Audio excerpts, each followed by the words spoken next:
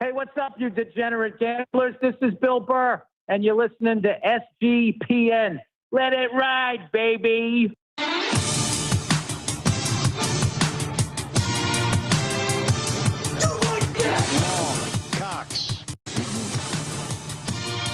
He's one of those guys who will get penetration.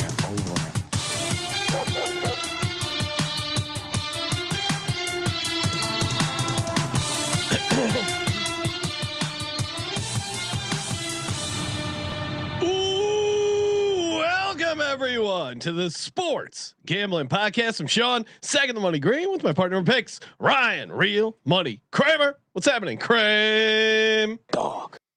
Hello, Sean. We got a live Game 6 watch party. Shout out to everyone tuning in live, sweating out some Game 6 Western Conference Finals. How we doing, Kramer? Yeah, great. I mean, I tried to get a recliner in here to watch the game with my feet up since I'm already in the finals. Yes. Couldn't get it in, couldn't work it out. But yeah, nice relaxing day. Probably win some money and watch one of the teams that will have the honor of taking on the great New York Knickerbockers. Joining us on the line from the NBA Gambling Podcast. You know him, you love him. He was not on center on the tennis game from the Tennis Gambling Podcast, NBA Gambling Podcast. Scott Reichel. What's happening, Scott? Yeah, doing well. We're already off to an interesting start. Spurs kind of jumped them early, so we'll see if the Thunder bounce back. But we're about a minute and a half in. Can't complain. Crazy day in tennis. It's extremely hot in France, so a lot of people's bodies were breaking down on court. But yeah, pretty crazy day in sports so far.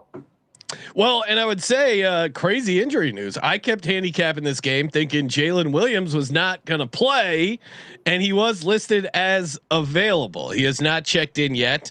Spurs jumped the Thunder 9-2.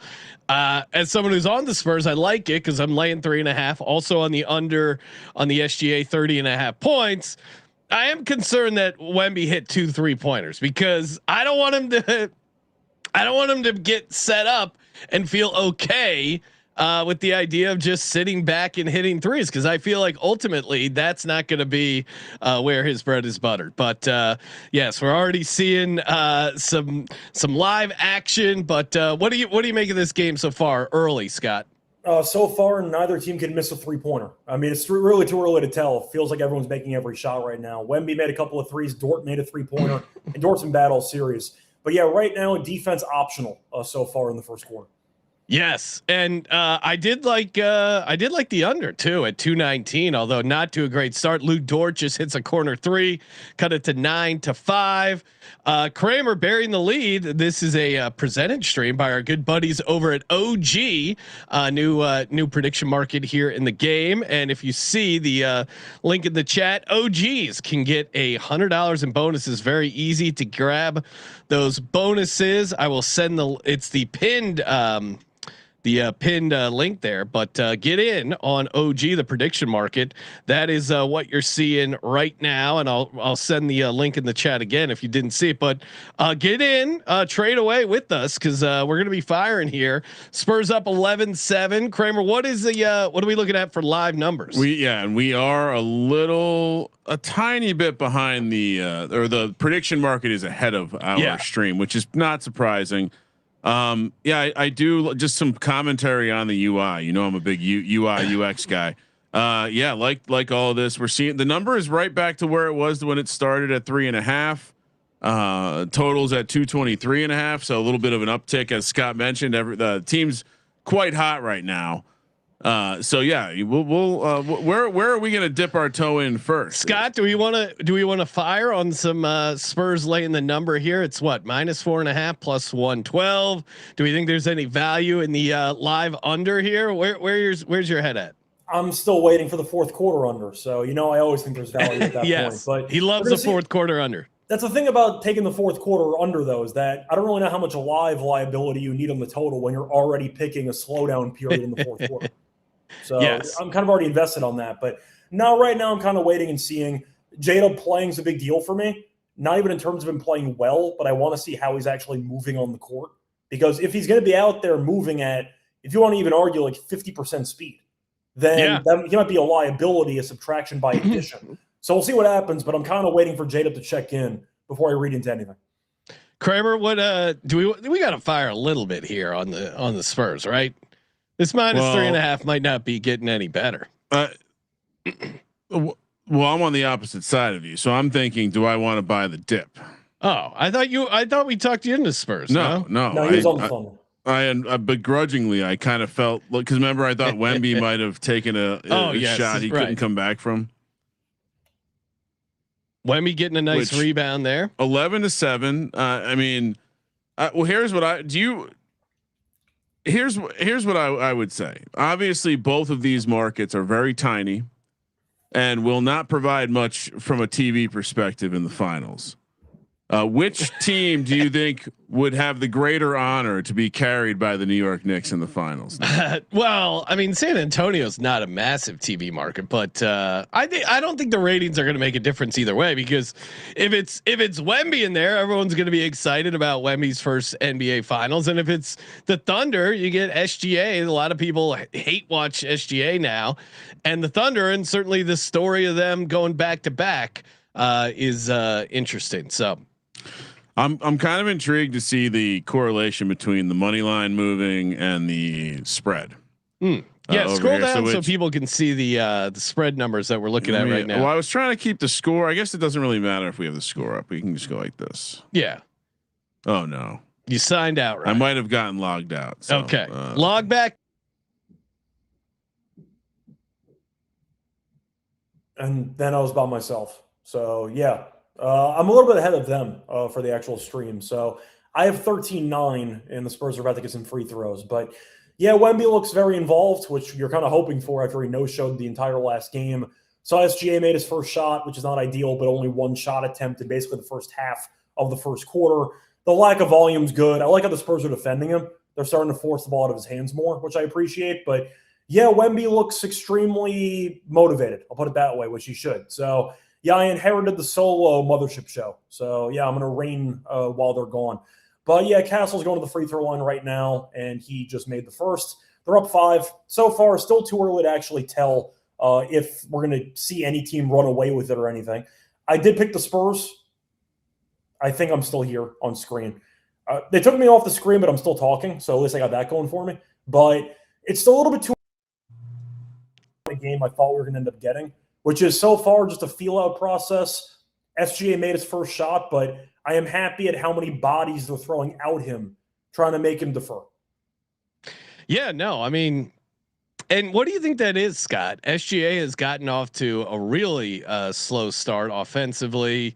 I tossed out the idea of SGA first quarter under points. I just played full game under, but what do you think it is that he's getting off to these really slow starts? Yeah, I think it might just be trying to see what the defense gives him, trying to just see. You're always keeping track of Wemby, especially because we know how good he is defensively. And right on cue, SGA makes another 3. But we'll see. I mean, it's still early. We know SGA is still an incredible talent, but the Spurs know that. And if Caruso and everyone are going to keep making 3-pointers, then he's going to keep checking it down. But SGA, there were some rumors going around that like Caruso is a live option to win conference finals MVP because he's been so good and because Caruso's been great, and SGA's shooting percentage is terrible. He's averaging like 26 and 10. Yeah, I mean, it's Finals MVP. And man in the box, CJ has Caruso at 100-1, which is, I'm always down for 100-1 long shot, but unless this goes to a game 7 and Caruso has like a crazy game 7, even then I think they'll just default to giving it to SGA, because to your point, Scott, even though SGA has not been having one of his greatest playoff series, he's still averaging 26 and 10, which it's not great numbers compared to what we've seen of him previously, but it's still pretty damn good. Yeah, I think SGA's played fine. I mean, the shooting numbers have not been there. He's gone to the line a lot, which a lot of fans are annoyed about, but I think his numbers are good enough. Like Caruso at 100-1, I'm not saying he's got a 0% chance of winning, but the fact that SGA is averaging basically a 26-point double-double and Caruso's not averaging 35, I don't think that Caruso is going to win the award, but 100-1 is 100-1. Yeah, no, it's 100-1, but no, shout out to the chat. I see there we got a question on a quick tennis question. Scott, thoughts on Tiafoe tomorrow? So I actually did a tennis episode right before we went live, and I mentioned this match. It's actually not tomorrow; it's on Saturday. I like the over 39.5 games in that match. Kramer, let's update the numbers here, and reminder: get in on OG, become an OG and get that sweet bonus there. Links in the chat. But what are the current numbers, Ryan? Yeah, like I said, it's been interesting to watch the money line kind of buoy a little bit less than the spread. It's back to 3.5. So we're right. I mean, we're right where we're at. Like I said, we're slightly behind the stream we have, but nothing really has changed. Then the totals come back down big time. Okay, that's good for people. So if we like the over, maybe it would be the time to strike. I'm just going to sit around and wait for a time to take OKC at a juicier price. I think because I do think the Spurs are going to go on a run here. And we got a nice 3 there from Vassell. Money lines up to +150 for the Thunder. When do I bite? I think for the sake of the Spurs money line, a lot of it comes down to the non-Wemby minutes. You might want to see how Cornette looks in the first quarter and go from there. Fair. That's fair. Good eye, Scott. Good eye. Do we want to hop in on the total? I still like the under overall. What's back the total? To 218. The juice on the under is -123. So you're paying a little bit to play. I don't mind that. So you like the under? You think you think it's only going to get tighter as the game I think goes? so. Yeah. And like Scott says, he likes the fourth quarter under. So I think we're missing out. What was the pregame? What was the pregame? 219. All right, so it's at 218. Oh, now the under's +108. Time to get in. Fire. Yeah. What should I should be? $100. Come on. Well, I want to have some money to play with throughout. I guess I can reload. Okay. I would have personally waited until the end of the first quarter, but I got rejected. Hold on, got rejected. Okay, I would wait for the end of the first quarter personally. I got rejected. It's perfect. Let's wait till the end of the first quarter. I trust where Scott's head's at. 17-15. SGA they took one of his 3-pointers off the board, made it a 2.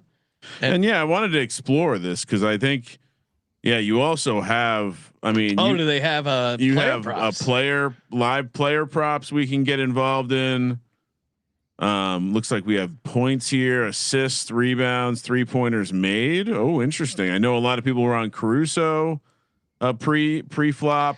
Yeah, show these to Scott. Scott, too many people were on Caruso pre-flop personally. Oh, okay. Scott, let's rattle off some of these and see. We got.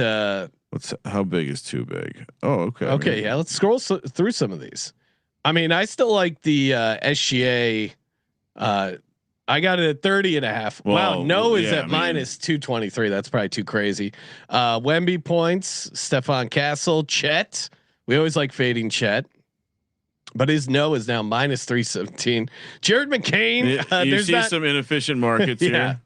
Not a super liquid market. Dylan Harper. Not very efficient there either. Yeah. So not a ton of liquidity in here. So maybe we can find some stuff. Though. Okay. What about Champagne 3s? 2.5. What do you like? Does he have one already? I think he made a 3 in the first possession of the game. Yeah. All right. The Spurs. Hold on. You guys can't distract me. The Spurs are going on their run. I'm ahead of you guys, so I don't know if I should spoil anything or just let you enjoy the show. We're at 23-17 right now. 3:35 to go. Yeah, so I'm at so I'm at 3:13 to go. Okay, interesting. So Yeah, we are on. We're running Google OS on a TV and YouTube TV. So there's the answer. Do we want to play the Champagne threes? That's kind of fun market. Scott, what's where he you got at? right now? He's got one.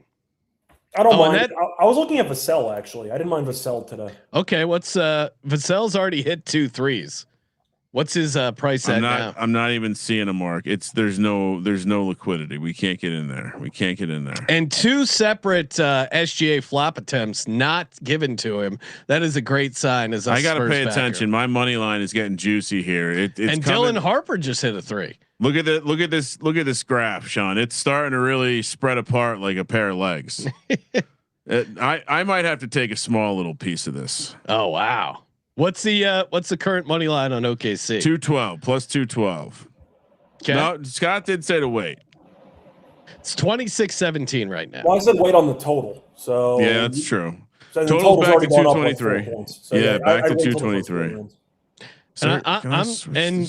J Dub is out there. I don't think has he attempted a shot yet, Scott? I don't think so. Wait, has who attempted a shot yet? Jalen Williams. Oh, he just got fouled on a jump shot. Oh, okay. Oh, and we have an alt. Okay, we also have alt spread markets to dabble with. We have first half spreads. Ooh, let's see what else can we get involved. I thought I saw a section called stats. Look at this. Got the full game log right here. Box score. All right, who did you want to look up? I was saying Vassell earlier. Oh, Vassell. You got him though already. Let's see. Shout out to Bennett Betts watching the NBA Finals, jumping on the SGPN live watch party, and smoking a fat blunt. What possibly could be better? Woo, and smoking my weed. Sounds fun. We also, I did see. Is there any live tennis going on right now? Oh, we could always pop over here onto the tennis page. Look at all the commercial now break. Scott's interested. And look at the first. I see Rublev up here. I mean, shout out to the colors on this page. Just to be clear, by the way, those matches are taking place tomorrow, so there is no live tennis going on. Nothing going on right now. No. Gosh. 5 a.m. Eastern. That's 2 a.m. local for you guys. You can be up and watch it.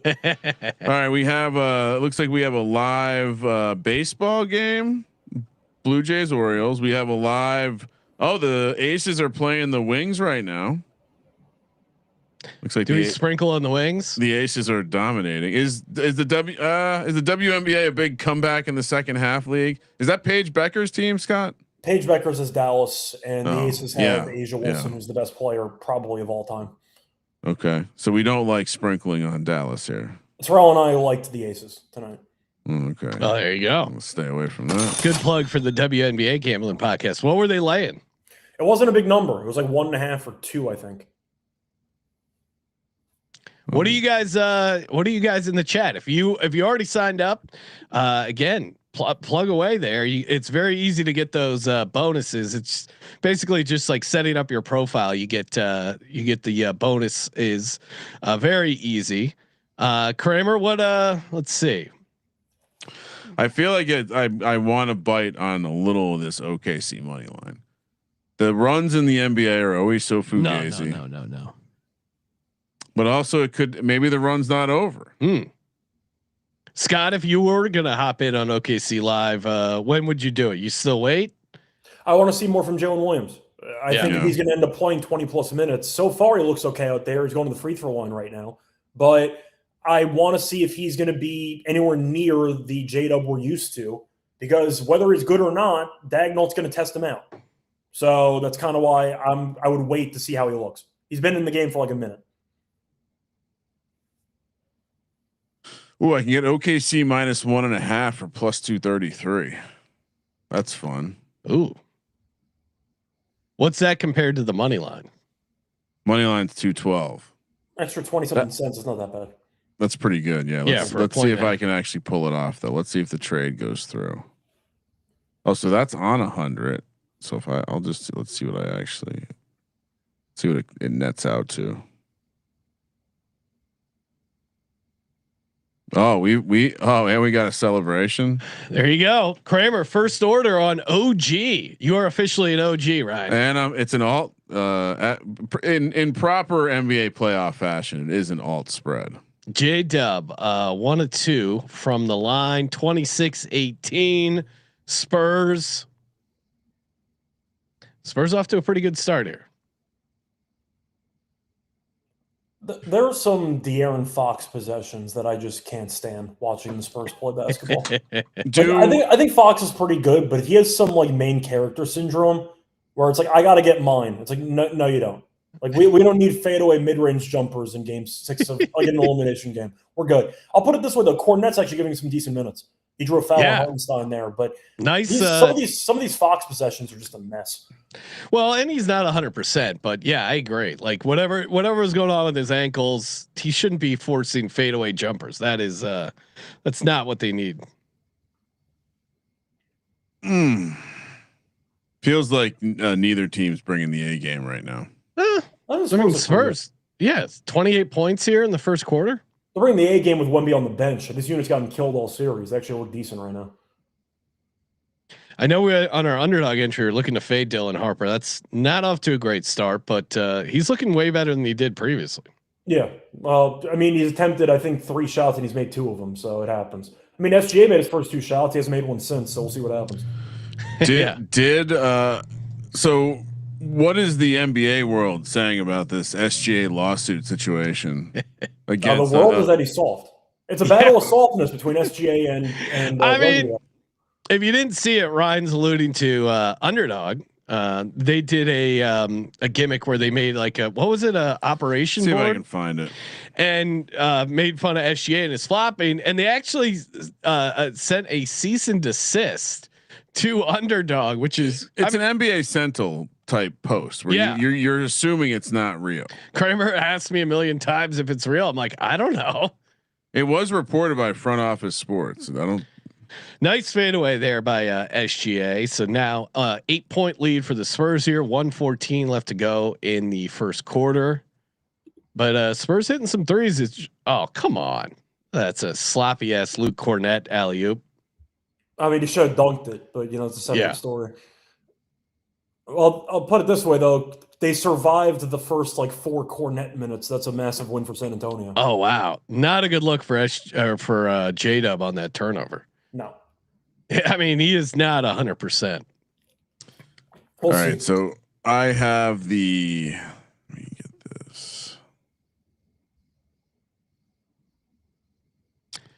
Okay, we got Texas Butter 93 and OG available in Texas. I'm pretty sure.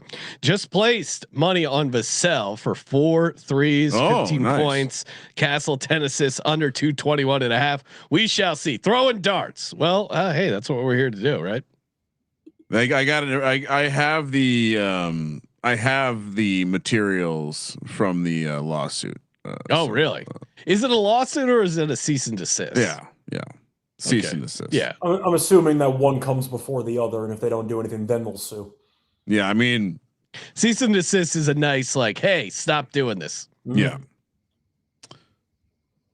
All right. Almost the end of the first quarter. Kramer, where are we with the updated lines? So they're real quick. I guess I'll save my update for the break. Well, I mean, it's kind of holding at the 70-30 mark. Spreads at 9.5. Money lines up to 284. I obviously bought in at a bad time. Should have waited to the end of the first quarter. Wemmy just hit another 3. SGA tries to counter, can't get it done. Oh man, I might have to buy more. This for those of you who've been around for a while, this could turn into the Rams versus the Giants during the Madden Sims. What was it, 44-2? Ryan, what's the total at? Because I feel like we may have missed 218.5. I don't know if we've missed it, and I don't see it. It kind of looks like this is now the time that we buy the total. I think so, because I'm worried OKC's offense is going to come to life here. Well, yeah, I think so. Scott, where are you at with the total? Because Scott earlier, I'm going to guess the bench playing well for San Antonio makes him feel maybe not great about the under. I don't really care one way or another. They had 57 in the first quarter. I know we were debating the total and it turned out to be exactly where. Well, what is that at now? 223.5. Oh yeah, it has gone back up. Yeah, they scored at the. I said the under after the first quarter, so you just got an extra like 5 points. So yeah, let's take it. Let's just take it. Let's go big on the under. Let's take it. All right, I'm not going big. I'm just putting in another block. Live trader. Yeah, we're building a building. We got to put the bricks down. You can't just put it all down at once. So we're in. We now let's take a look at the portfolio page. I'm already down $17 on my alt spread number. First, Chad was on the first quarter over. Hoodie bets, Scott. Thank you for your Ballesteros no hits play from today's Propcast show. Your boy Mal also hit his lock and dog on the MLB gambling podcast. Shout out to Mal. Nice work, gentlemen. All right, so this was since we're at commercial here, and my goodness, quick update: money lines up to plus 316 for the Thunder, 9.5 is the spread, 223.5 is the total, and we have moved the market because now it is heavy minus odds to the under, Sean. So we are market makers. Here is what SGA took issue with. Come on, this is fun. I mean, it's like kind of like a playoff of the old Operation game, mixed with it's called unethical hoops. And then, according to the reports, his lawyers sent cease and desist letter, demanding underdog stop using his name, image, and likeness everywhere, destroy all copies, and remove it from their site, socials, ads. Underdog has said they are refusing and will continue to promo, calling it lighthearted fun in the sports fan zeitgeist. That is if that's real, that's the softest thing I've ever heard. Well, especially since SGA in the past has said how little he cares about outside noise. It doesn't really pair well with the previous statement. Yeah. I mean, what are you doing? Did you not think this was going to go poorly for you? Hold on. I'll be right back. It's like there's times where it doesn't matter if you're right or wrong. The way that's going to be, it doesn't matter if you get it destroyed now. Now you've made this thing way bigger than it already was. It's left whatever weird social media circles that it was circulating in, or whatever underdog circles, and you've just validated it. You've validated the fact that you think you're not an ethical hooper. That's kind of what he's done. He's told on himself. See, I interpreted it a similar negative way, but a little bit different from the takeaway. The worst thing you can do on the internet is let people know what they're saying is bothering you if you're a professional athlete. I know. So I'm going to push back a little bit. I understand what he's trying to do. I don't think it's going to really say that he agrees that he's unethical. It might just be, he feels like it slanders his overall game identity according to himself. But all I'm saying is if I was making flopper jokes on social media because I'm anti-SGA, and he's sending out like cease and desist to companies because he's clearly sensitive about it, that's just more ammunition for social media. They're going to go even harder now.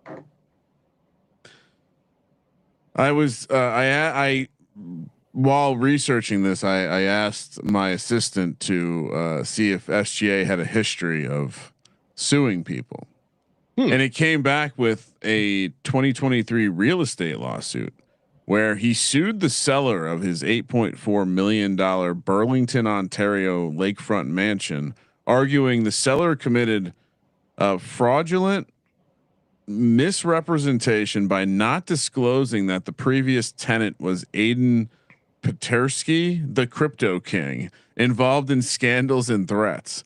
And the court sided with him. Yeah, that seems crazy, but that also seems like kind of I wonder, what was wrong with the house that you had to take it to court? That's what I don't think it has to do with the house. It might just be in case he had potentially some shady and some investors that have some grudges.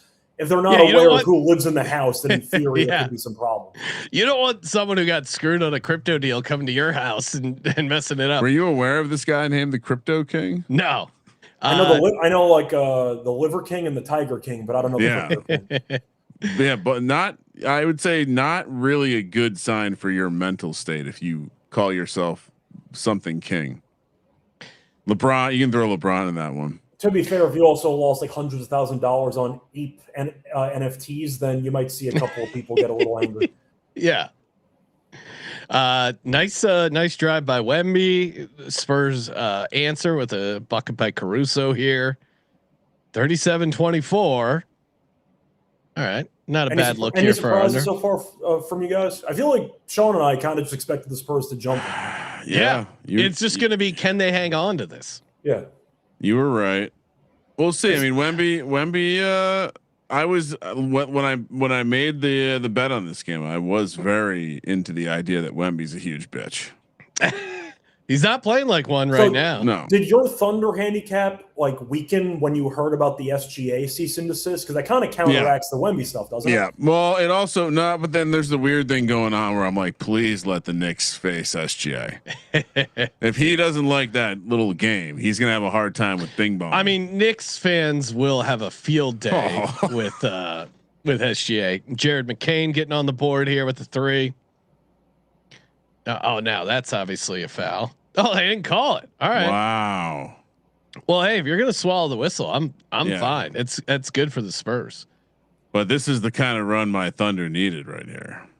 A lot of passing, a lot of sharing the ball. Oh, dear. Great block by Wemby. How did I I don't not know see if that it was coming? I don't know if that was a block or no, that was a block. I think that might have been a pass at the last minute because Wallace realized, what am I doing with my life? He just tried to pass it at the last minute. It wasn't even just Wemby. There were 2 guys on him. That was just, he realized as he was midair, like when you're playing a video game and you press the wrong button and you accidentally like try to shoot the ball. That's what Wallace just did. Wemby does have the most like guys about to shoot and just go, oh shit, and what? No part of it. He was throwing it somewhere. All right, updated numbers. Live updates around 3 to 1 on the money line. 9.5's the spread. 223.5's the total. So we're sitting kind of where we were. Any props? What do we get at our total? 223.5. But let me click on the portfolio here. Yeah, we're underwater on both our positions. Really? Even the total? Total looks like right on. I'm just telling you what the data says. Not by much though. I'm not panicking on the total. I still think the second half is going to die. The key is it's unrealized. So, well, if I refer a friend, I get $25. By the time it's realized, we're going to get the under there. Get in over on OG. Get those bonuses. Easy to score those. Let us know. What are you guys betting on? What are you trading on here live on the platform? Oh, looks like we made a good choice. It's halftime in the Wings game. FYI. Chet getting no foul there. Wow, they really are letting them play. Live WNBA updates in the middle of the conference finals game. I'm just people have. I'm sure multiple tabs. There's been some physical play that they're just not calling anything, which is it's not like, I was concerned when Scott Foster didn't get the call for the game, but no, it looks less ref dependent. I mean, Brothers is a joke the other way. Yeah. Who do you think it helps more in the finals if they let it be physical? If they let it be physical, well, who are we assuming it makes it into the finals here? It's obviously worst case scenario for Oklahoma City if it's physical allowed. I think it's better for the Spurs because you just let Wemby roam and you let Castle and company just start trying to like forearm check Brunson and whatever. Like I think it'd probably be better for the Spurs if I had to pick one. If I'm the Knicks, I have if I'm James Dolan, I have a private meeting with some fan. I say, listen, we'll settle this. Like you'll be set for life, but you're just going to come out on the court, take out Wemby. Take out, and we'll arrest you. We'll take care of your family. Deep 3 by who was that, Scott? Who hit that 3? It was Harper. So Harper's going to go. Oh, no. Damn it! But is what it is. Well, hey, we need the Spurs. That's what we need. I mean, at the end of the day, he wasn't shooting well from 3, and he's 2 of 3 today. He's 2 of 3 today. So it is what it is. Spurs are basically playing their best game, and they're barely winning. That's certainly one way to look at it. I'm just looking for anything I got. No, I feel you. I'm just asking. It's a game of runs. It's the NBA. Scott, what do we think the game 7 number would be? So back to like 5.5 because that's what or 5. Yeah, why would it change? 5.5. Well, then it closed. Will be active though. It closed 3.5. It'll be kind of interesting. If I guess 4.5. Where do you think it settles for game 7? Assuming we get one. Assuming J-Dub doesn't re-aggravate the injury mid game 6, I would say 5.5. I think that's why the line dropped, because J-Dub got ruled out. The line plummeted a couple points, and then the Thunder ran him out anyway. So I would say 5.5. Jalen Williams, 1 point, 4 minutes, 1 turnover. That turnover looked a little rough. Yeah, but we'll see.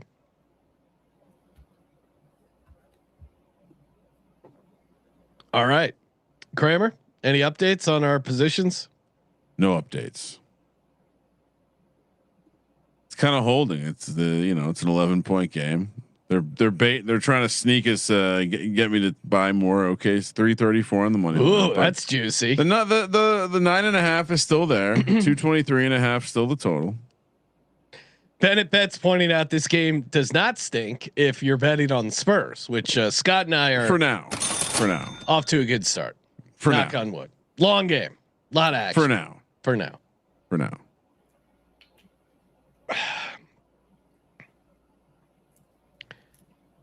Scott, what would you rate this series 0 to 10 so far? Game 1 was awesome. The rest of the games have had moments, but not awesome games. It's a tale of two halves, because game 1, of course, was an all-time great game. Game 2 was the Thunder winning a close game. I'd say game 2 was solid as well. Game 3, Thunder were down 15. They routed them. So for the sake of the comeback, I guess that was a solid game 2. And since then, the games have been kind of terrible. So it's kind of a mixed bag.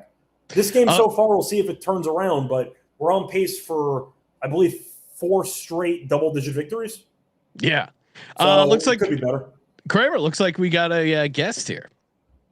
Is that true? Yeah. Oh shit! It is true. Let's add him onto the stream. Look at this. Nice surprise guest from our good buddy Noops. What's up, Noops? Oh, and he's rocking the D-Gens hat. Noops, you know him, you love him. I do the Bet US NBA show. Check that out. And Noops, how are we feeling? What's happening? You know, as always, it's a beautiful day in the neighborhood. My noodle is still a little fried. For any of you that missed the Bet US show throughout the season, Spurs first quarter has been a big angle for me. And it's a lot of the times the first quarter stuff I do is regular season only. I did look at it for the series, decided not to bet it either way. But one of our co-analysts, or whatever the official title is, Ski, of course, you guys know Ski Profit, has sort of been taunting me with the fact that every time the Spurs cover in the first quarter that I didn't bet it, he feels like I should have bet it. So I've been wandering around dealing with that. Really. Well, I did in full transparency. I did text Ski after the first quarter, Spurs first quarter, LOL, and he got a good chuckle out of it. But Noops, your head was in the right place. What are you sweating out here? What are you getting down on? How are we looking? Just got a couple like kind of goofy negative correlated parlays with Webb and Yama. Of course, I gave out the over points under threes, which was over very quickly. Yeah. But as long as Webb and Yamas can get to 30 points here in this game, which seems eminently doable, I'll be in good shape. You know, as for some of the stuff live, I feel like I'm looking for an entry point on the under. I'm not sure when that is. I'm not sure if halftime is best. I know, Scott, you always love those fourth quarter unders. Maybe we just play that again. But at some point, I think there's an entry point to the under here, because the Spurs aren't going to make every shot the entire game. No, they're shooting very well. Kramer, what's the updated total? So we're still at 223. So we're still sitting where we started. End of the first quarter number. And we did just miss a quick. I feel like the camera, now that they know those chicks with the amazing cleavage sit behind Mitch Johnson, they cut away so quick. So hopefully the horny guys on the internet will screenshot those, because that's been a great running story for all types of fans. Yeah. Does OKC have anything fun in the crowd, or is they just going to have to get carried by the New Yorkers who travel? I don't know. I haven't. Well, the Spurs fans have their jackals as well. The Wemby fans, which usually go nuts. They have the nuns. I feel like they got a bunch of decent, and the cleavage girls. But yeah, I don't know about the Thunder. I don't know. Certainly nothing that's caught the world's attention in the way that those nice ladies from San Antonio have. I feel like that really can bring a playoff season together. I mean, we still remember the hockey playoffs from a couple years ago. The Oilers just thanks to the who knows where she is today, but she transcended She had her the sport. 15 minutes. She would have sure gotten we the could find statue her. if they won Game 7, but unfortunately they had to lose Game 7. It is wild how boobs can transcend sports so quickly. Now They we're make everything better. Nothing has ever yes. been made worse by boobs.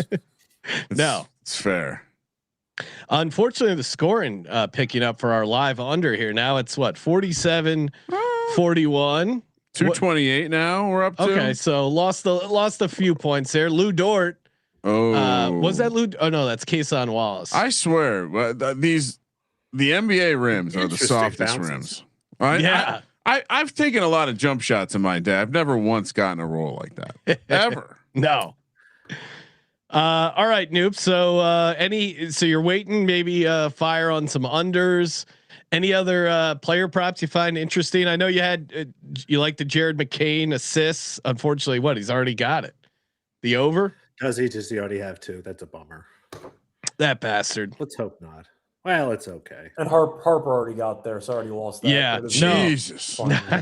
Yeah, McCain already has 2 assists, unfortunately. But I'll start looking at some player prop stuff. Again, I think Wemby's in line to have a big night, but that's already kind of priced out of whack. I think the question is who on the Thunder starts making some shots here, because it's no one really looks comfortable. So who is it that kind of steps up?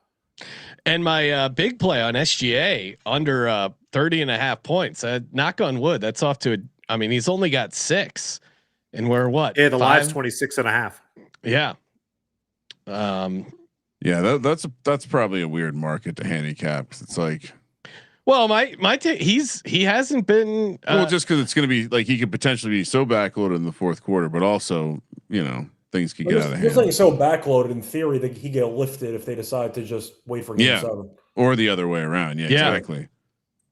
Tell you what, though, There you go. I lost the bet on it, but Dylan Harper looks good out there. I'll keep that in mind for Game 7. He's been a fun story all playoffs long. It was clearly, though, to your point of why you liked it. Like he wasn't looking, I don't know, whatever the injury or being a rookie, whatever it was, he was kind of hesitant and not. Now he's like attacking the rim again. I think it was injury based for me. I was a big Dylan Harper guy in the Minnesota series. He was good early in the series too, but then the injury showed up. His points seemed to be plummeting. Decided to jump on it, dare him to actually make some shots and to look like his old self again. He looks great, so I'll keep that in mind for Game 7. But I like Harper as a player. I just picked the wrong time to keep fading, I guess. Noops, if we get a Game 7, what do you think the number will open up at? I'm gonna pull up what it closed last game. I think again we'll kind of be in 3.5 or 4 last game. Yeah, 3.5 or 4. I think that's right. I think we'll be close to that, maybe a little bit less. It's Game 7, so they'll take the total and just draw it all the way down. So yeah, it was 3.5 in Oklahoma City. That was without Jalen Williams. I don't know how much that moves the number, if much. So I think you kind of have that counteracting versus, again, Game 7, the total will be lower, so the spread should be tighter. I think it will land kind of maybe in that 3 to 4 range again. I can't imagine it'll be much different. As someone who's backed the Spurs a bunch, it does feel like okay. Assuming okay, well, obviously they would have to lose to I get. bet you someone has this open. That's the kind of thing that like FanDuel would do. Nope, don't see it. I saw them before the game, but I think they pulled all the hypotheticals or whatever. Well, that was for Game 7, or that was for a finals Game 1. Yeah, I saw the finals Game 1 numbers were. No, yeah, I've also the finals ones are still up, so they haven't changed those. Okay. The Knicks would be catching a disrespectful 6.5 against the Thunder, 4.5 versus the Spurs. They're just sitting at home resting right now. They're on the infrared mat. They're in the chamber. Noops, are you gonna be on the Knicks at all? I know it's annoying that the Knicks are good, but where are we at with the Knicks? It's a really difficult situation, I think, because I think this Knicks team is really good. I think that in a league where you don't really have a perfect team, they're a team that I think has like the most manageable and sort of obvious problems, and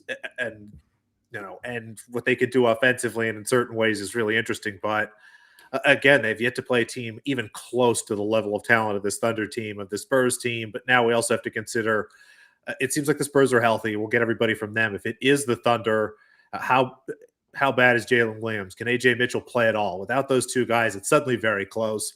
If it's Thunder, again, without AJ Mitchell and Jalen Williams early, things start to get really interesting. And it's one of those situations where I think if you like the Knicks, and it's something I've been thinking about. I don't know if I'm able to do it. Like take Knicks alt spreads, like Knicks minus 1.5 games in the series, or something like crazy like that. Kramer's getting excited.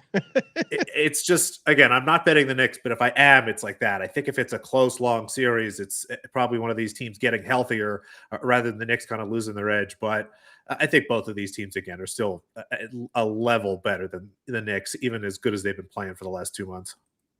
I can't wait to bet Knicks win game 1, win series. Well, they almost blew game 1 against the Cavs. That's a great way to do it too. Well, this time they're on the road though, Sean. So it really creates the juiciest of prices.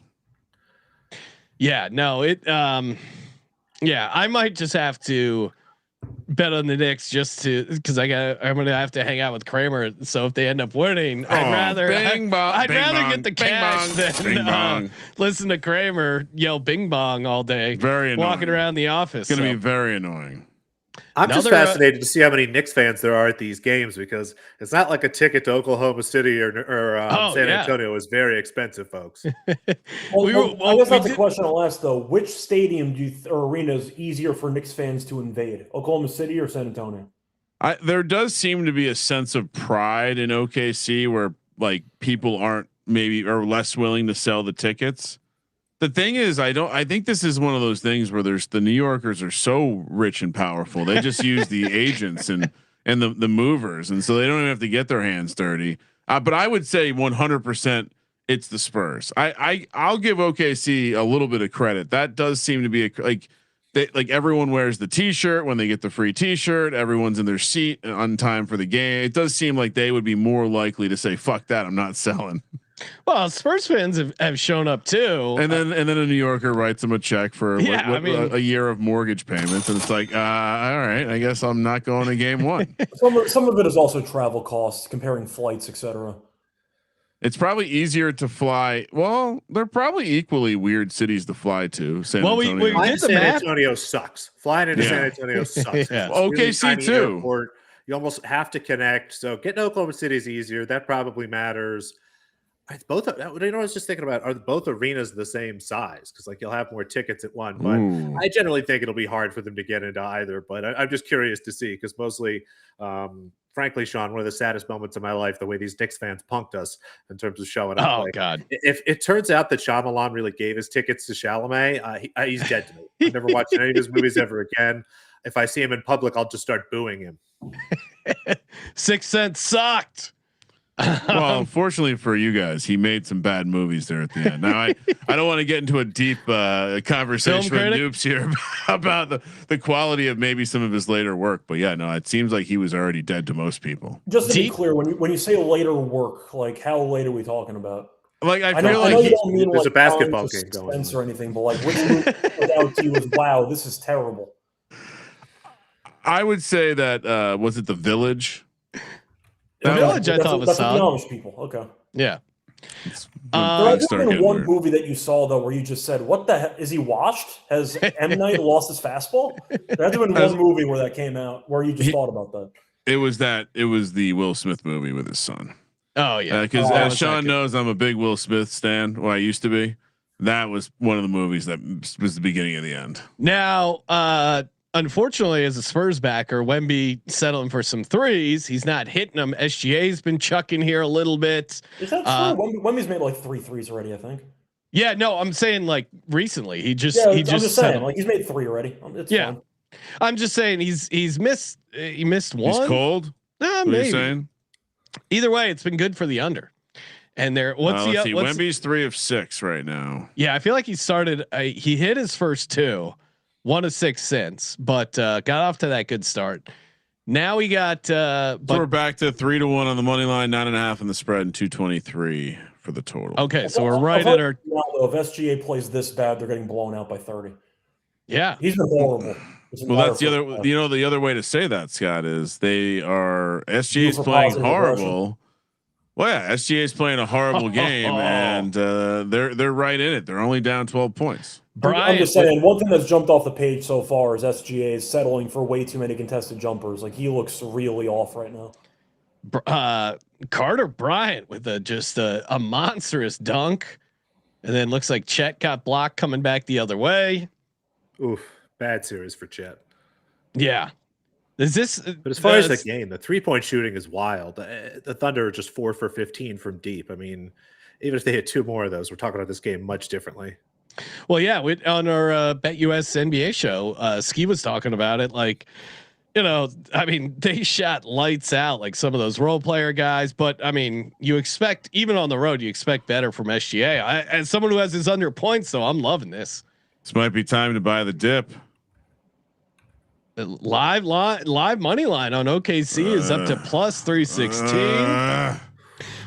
If you and thank you, Luca, for they showed the jugs again. Cash the over on jugs showing. If someone can just keep an eye on that for us, please. We got a lot of screens going on here, but I guess one question I have to ask though: do you think the women after they got noticed got a discount?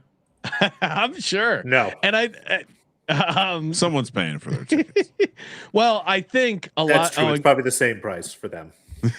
Yeah, exactly. They charge double. Wow, everyone's so nice here. Caruso just hit a 3. I have a fun anecdote about that. My older daughter came back from doing something and kind of had that whole like start. everyone was so nice, and it's like, God damn it, like this is not the really. So I'm looking at my wife like this is not the experience I would have gotten if I was in the same scenario. I see how you could see that, Noops. It was a well, given what we were talking about immediately before the story. Yeah, interesting transition, Kramer. That's what made you thought of that. Yeah. Mm-hmm. All right, so 55-48. So we're sitting at what do we got here? 55-48. I have 103 is the total. I have the analytics team working on a San Antonio OKC side-by-side cost comparison. All right. And now they're just wow. Well, SGA just hit that. He's hitting hard shots. Yeah, that's the only one. Defense, though. You can live with those. Yeah, no, that's the only ones he's hitting. These super tough ones. Well, Wemby hit his 3. I'm trying to see if that 3-pointer space. Every shot is tough for him. How does doesn't look like the 3-pointer counted? So did you see? Yeah, I think they called I think it did count. I think what happened was they fouled SGA on the box out, so SGA is about to get 2 free throws. Can someone explain the nuns? So the 3 by Wemby didn't count. 3 counts for Wemby, but they're religious women, Ryan, that cloister themselves to show their love to God and Jesus. So Wemby's essentially like one of these Buddhist dudes that grew up in like a religious sanctuary. I know he trained with monks. That's the story I saw, but I don't know anything. A monk other told him than to that. dribble a basketball up a mountain, and that's what he did. That was the story I read. It's a mountain. Apparently, it's very treacherous. It takes the normal person about 8 hours to go up and come down. They set him up with a basketball, and he came back with the ball in about 5 hours. Oh wow! The legend of Wemby grows. Hector Banana Bread. Noop's referring to that great viral thread of this girl who like posted on NBA Reddit. Hey, my boyfriend, he's a huge fan of this player. I can't remember his name. It was like something like Hector Banana Bread. So there's a bunch of great Hector Banana Bread. And it was memes. Wemby? Yeah, it was Wemby. Okay. Hector Banana Bread. So I see the Hector Victor. I don't see the Wembanyama Banana Bread, but it's tough. Wow, that was just a great shot on SGA. Also, that was for a flagrant. That's why they're looking at it. I don't think it was a flagrant. I think it should be a foul on Bryant, but I didn't think it was a flagrant. Ever since I've gotten back closer with the Knicks, and I feel the need to be defensive of all the zesty comments about Cat. I'm noticing there's a lot of NBA players that are zesty as fuck. Cat being zesty is not abnormal. It's the norm now. I learned at first this McCain guy. Now SGA just went down like he was holding 2 Louis Vuitton bags. I mean, this is ridiculous. This Cat is not zesty at all compared to some of these motherfuckers. I'm not entirely sure what all that even meant. Do you guys know what he meant by that? Just going after SGA. It's just old guy yelling at the clouds. And I've just never heard zesty used in that way. It's usually a word one would apply to salad dressing. Yeah, yeah. So it's a little, it's zesty. I think Cat became like the first one people noticed just because of the actual voice switching, like the code switching within conversations. Like the pitch of his voice would alternate depending on who he was with. Yeah. Oh, the pitch of those McCain TikTok videos are that. I mean, again, I know it's been around for a while. I'm just picking up on it. All right. So I have the results on the side by side cost comparison, travel comparisons from New York to OKC or San Antonio. Flight, ticket, hotel, rental car. It appears like all of that will potentially be 25% of the cost to sit in the first 3 rows. Well, someone was doing like courtside for the finals for some of the Knicks tickets I saw were going for like $1 million. Oh, I mean, that's ridiculous. That's insane. Yeah. They compared it to like a 5-bedroom mansion in, in Oklahoma. So which is insane. Offer someone some house money and, boom.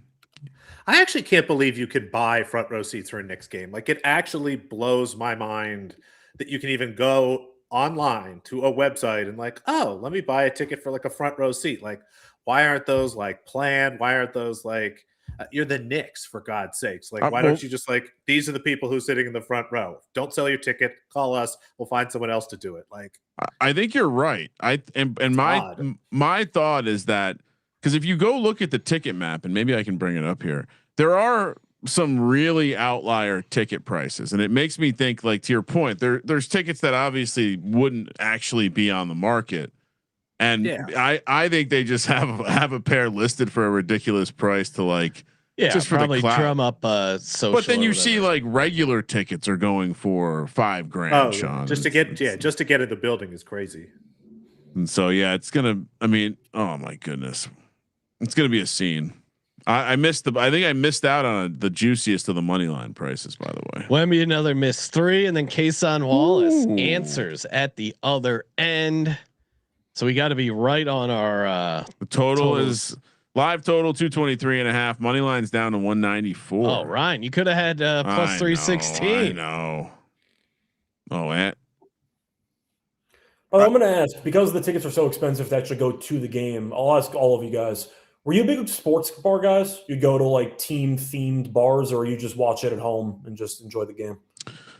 I'm old enough to remember a time where it wasn't super easy to just have all the games at your house. And so like when I first moved to LA, I definitely was at a Virginia Tech college football bar every Saturday, because it was just too hard to reliably get the college football game. Pro football, I've had the Sunday ticket as long as I can remember. Back in our 20s when Kramer and I were roommates, we had like 6 shitty ass TVs stacked on top of each other. A picture of that somewhere? Probably somewhere. You better. Facebook. Hold on. There we go. Nice tip in by Wemby, closing it out here, 60-53. So all right. Not looking bad there. Air ball by SGA to end the first half. Hopefully a good sign for the Spurs. For the update, by the way, SGA is 10. So we need 21 points in the second half. Yeah, I feel pretty good about that. Feel pretty good about my position there. Feel okay. Not quite as good about Spurs minus 3.5. Not a great second quarter for them. The under is sitting like right there at the number. We'll see. Scott, I know, is very excited for the fourth quarter to start to take his fourth quarter under. I just want the game to be close. Keep Wemby in there as much as possible for the sake of defense. But correct. Anytime you get the garbage time guys in there, the pace can always pick up because everyone's trying to score points in the conference finals. So, but the players are worse. So it's a trade-off. But it's a high number. It was like 56.5. Just a massive number. Really? That high. That's crazy. It was. I think it went back down to like 55.5. But we've gone under in every single game, so I'm just going to keep running it back. Noops, any halftime bets? Still just kind of keeping an eye on things. Yeah, we just went to halftime. I like to wait a minute or two to see if the numbers settle, but again, kind of like I said earlier, for me, it's a debate between the second half under and just playing that fourth quarter under. As Scott says, though, it's kind of a bet on whether or not the game is close. The way that the handicap goes to that fourth quarter under. When you've got a game with it's only a couple possessions, all of a sudden teams are really grinding through the clock and the possessions, all that air comes out of the ball. So curious to see when this settles a little bit what the live total is, but we'll be playing under in some way, shape, or form. That's for sure. We see mental note, play more unders. Whoa, Rob checking in. Scott, I paid $150 to get into the Nets finals in 2001. Times have changed. Well, I'm trying to think of which game you probably went to because the Lakers swept them. So I had to imagine it was probably Game 4 when all the Nets fans already lost hope, and you just got to watch Kobe when you're down 3-0. Yeah, probably. I mean, at least your Sixers won a game against them. But like same idea. That was everyone knew in the final starter, like, all right, Kobe and Shaq are just going to win, and we'll see what happens. But hey, I got you a game.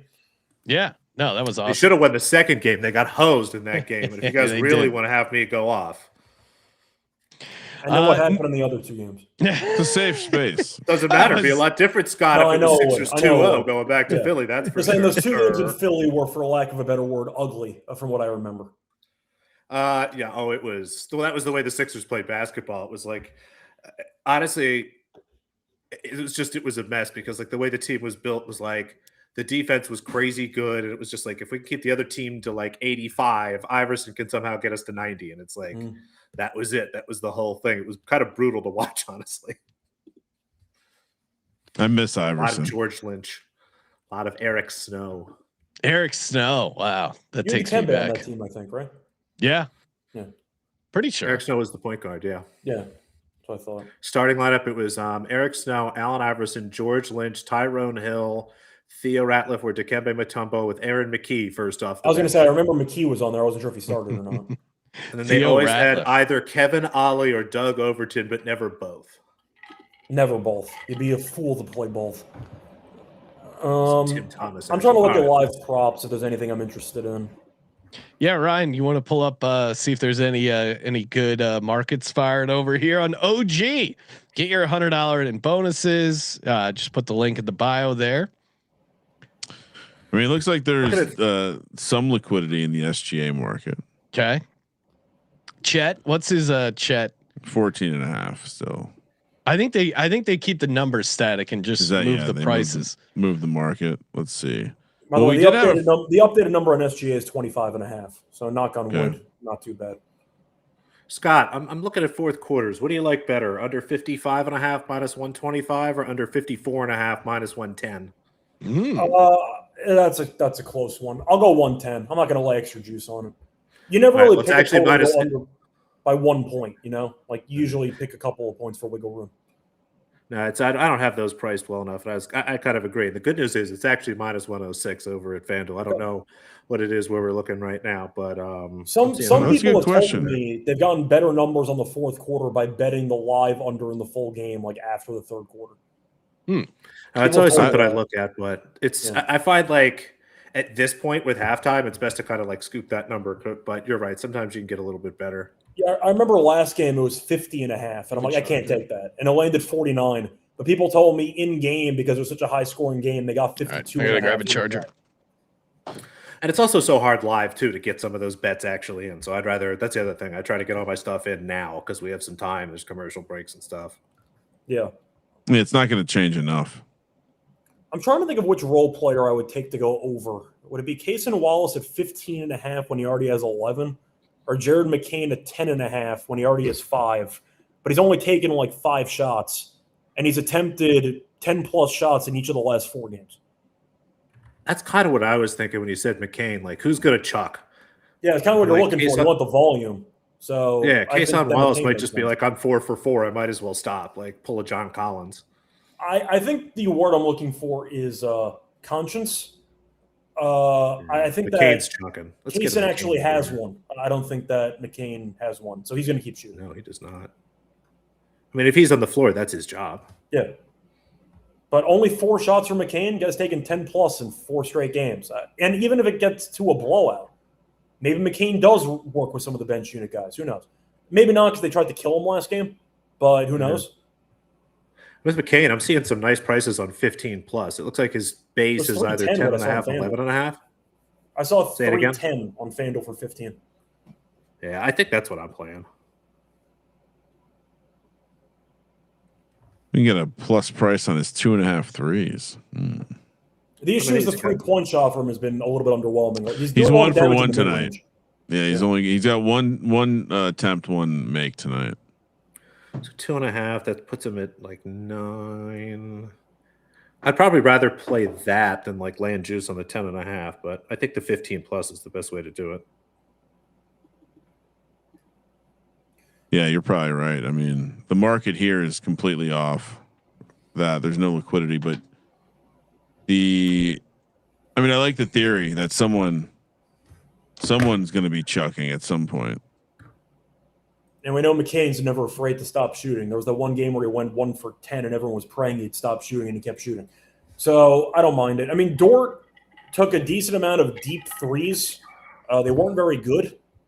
Dort had 5 points, 2 of 7 from 3, 1 of 5 from 3. Dort should never take 5 3-pointers in a game, just to be clear. So I think we're going to get less Dort minutes in the second half because I thought he was pretty bad in that first half. If you want to go for a live under on Dort, I don't mind that. But I think if you're looking at the potential rotations here, Kaysen came off the bench. I'm wondering if they just bury Dort, play Kaysen and McCain more minutes, and go from there. Kenrich Williams, though, only played 1 minute in the entire first half. And he's been good the last couple games. But I feel like Dort might be a pretty good live fade because I'm not sure how much he's going to play in the second half. Yeah, I like that. It looks like his baseline's only 7.5. He's got 5 points scored, but I agree with that, Scott. I think that's kind of what we saw. Again, he only plays 10 minutes and Wallace plays 16. I think you're right. I think they're just going to play Caruso and Wallace and Jalen Williams. I'm pretty sure Dort made his first 3-pointer and then just bricked a bunch of them in a row, and then he hasn't made a shot since. Can we get some Lou Dort? We can go under on the 3-pointers made. We can go. Let's see the points. If the problem with it's 4 and it's not a very. Oh no, it's 4.5. Well, he already has 5. So it's already cooked. So CJ over. Max bet over. It looks. They are offering no, which I would not recommend. But we could take the 3-pointers, but that obviously would just playing a yes. Minus 150 not to make a 3. Well, I kind of like it. For the record, by the way, 5 is the most 3-pointers he's attempted in a single game this series. I need 5 in the first half. So I don't know how many attempts are going to have to sweat out. Some of it's defensive alignment if the Spurs just load up on SGA and dare somebody to shoot. But I have to imagine Dort's minutes are going to get cut here because he's played less than 19 minutes in 3 of the last 4 games. Kramer, it's going to be an incredible sweat. Yeah, let's go. We're getting in on it. In the first half, he played 10 minutes, so I don't know how much he's going to play, but I thought it was really bad in the first half. Let's add to the portfolio. Let's see if we get it. Let's see if we get our action. Now that I know that you might get rejected, it's a little bit of a sweat. The dice are in the air until you get it. All right, we're in. All right. All right. Let's see. So I was unders, McCain overs. I don't know if you heard of Sean. We played McCain overs. Yeah, don't mind that. What's his current number? We don't have 10.5 is the default number, and 15 we saw it was like plus 310. Oh, love it. Yeah, because him getting hot. Put that in for you guys. At the end of the day, it's about volume. I bet that. The rest is going to be, does the guy make shots? Like Harper makes every shot in the first half, I lose my under. But if he's only going to attempt 6 shots, then it is what it is. But if you're picking Dort to be told at halftime, stop shooting the damn ball, and you're probably going to see McCain, who took 4 shots in the first half, jack up those numbers to his average of like 12 in the series. If the volume's there, you might as well grab it. That's totally kind of what I'm thinking. There's no way. There's no scenario in this game where he doesn't shoot. And there's very few scenarios in this game where like he doesn't play another 14, 15 minutes. So like, the ball's going up. We're getting another 7, 8 shots from him. Just whether or not they go in.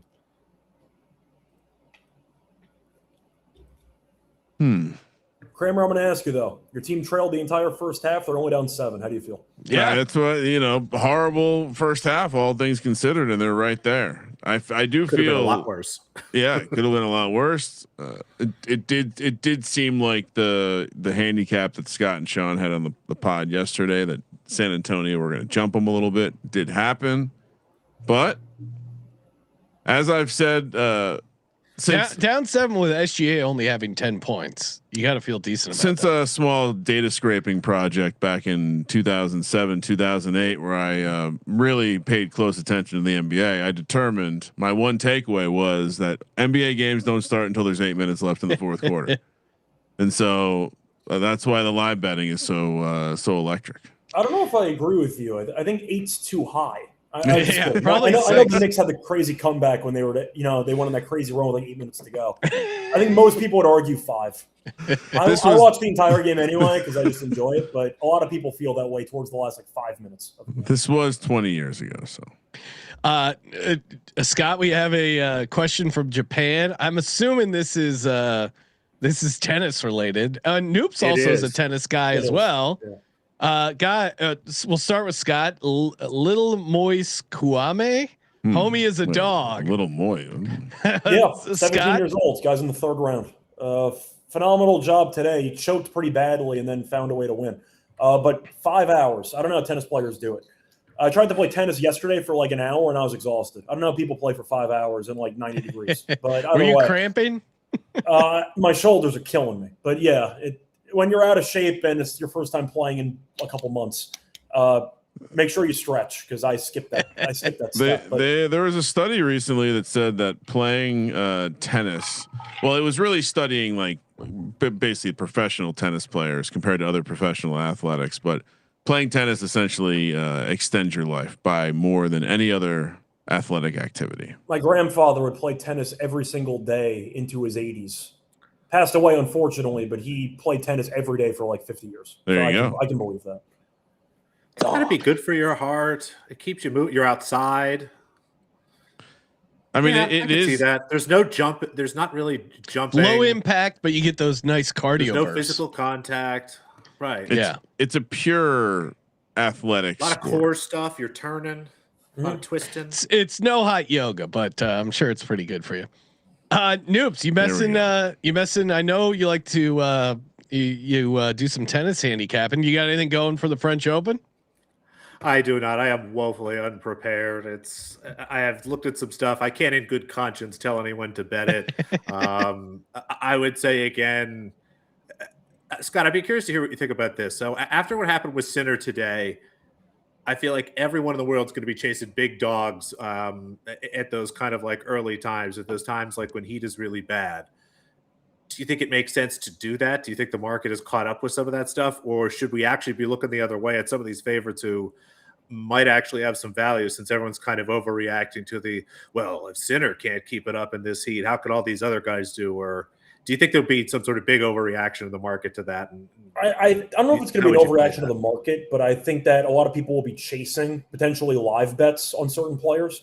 I know when I just did my tennis show like an hour ago, I did have to acknowledge the heat because it's supposed to be 90 degrees tomorrow. It's a massive heat wave in France. The problem is some people are not going to check the weather and they're going to assume it's the same heat wave next week. It's not. It's only a weekend thing. But Sinner fell apart. We saw a couple of people fall apart physically. Not Shelton. He just got destroyed. But I think for the sake of these heat type of, I'd say, very extreme heat matches, I'm more of a live bet guy.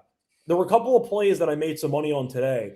It was Arnaldi and TN, and I was picking the player to win with both players to win a set. And I'm getting an extra like $1.50, $2 on these plays. I got TN, who was like minus 400 at plus 146 to win and both players to win a set. He won in 5. Arnaldi, I was just going to fade Tsitsipas blindly. That turned like plus 160 to plus 280, I think. So if you want to go for that approach, you can. I don't mind live betting people. I faded Capriva live today. Some guys with history of struggling in heat. Rublev maybe struggles tomorrow as the match goes on. But I don't mind the markets of player X to win the match and to win set 1 and lose the match. I think it's a good live betting opportunity. 2-0. Guy struggles physically in heat. Maybe he wears down. Djokovic, people are going to be on him. I think it's a really bad environment for Djokovic tomorrow. He might win anyway, but you have basically a 40-year-old playing in 92-degree weather against like a teenager. That's not exactly the best spot you want when you're playing in extreme heat in France. Well, I enjoyed that answer. I also enjoyed how professional Sean is. He always pays attention as if he understands what we're talking about. I definitely heard of that. We go way back. And I'm pretty sure they didn't understand anything of what you said until Djokovic. Djokovic, I understood. Oh no, we know Rublev. We're big Rublev guys. I love hearing Scott say Rublev. I understood 90. I understood the idea of a 42-year-old as a fellow 42-year-old, not doing well in 90-degree heat. Again, Sinner should be doing hot yoga. You're a professional tennis player. That's a bitch. Yeah, move. come on. Come on. I think that's the question though when it comes to conditioning, because like Sean's mentioning hot yoga is like half joking. Yes. Can he try to do a workout in a sauna or something? Because we've seen him struggle in the heat for years. Can you try something? I'm kind of joking, kind of not. Like doing hot yoga, you get accustomed to the heat and playing through the pain, more or less.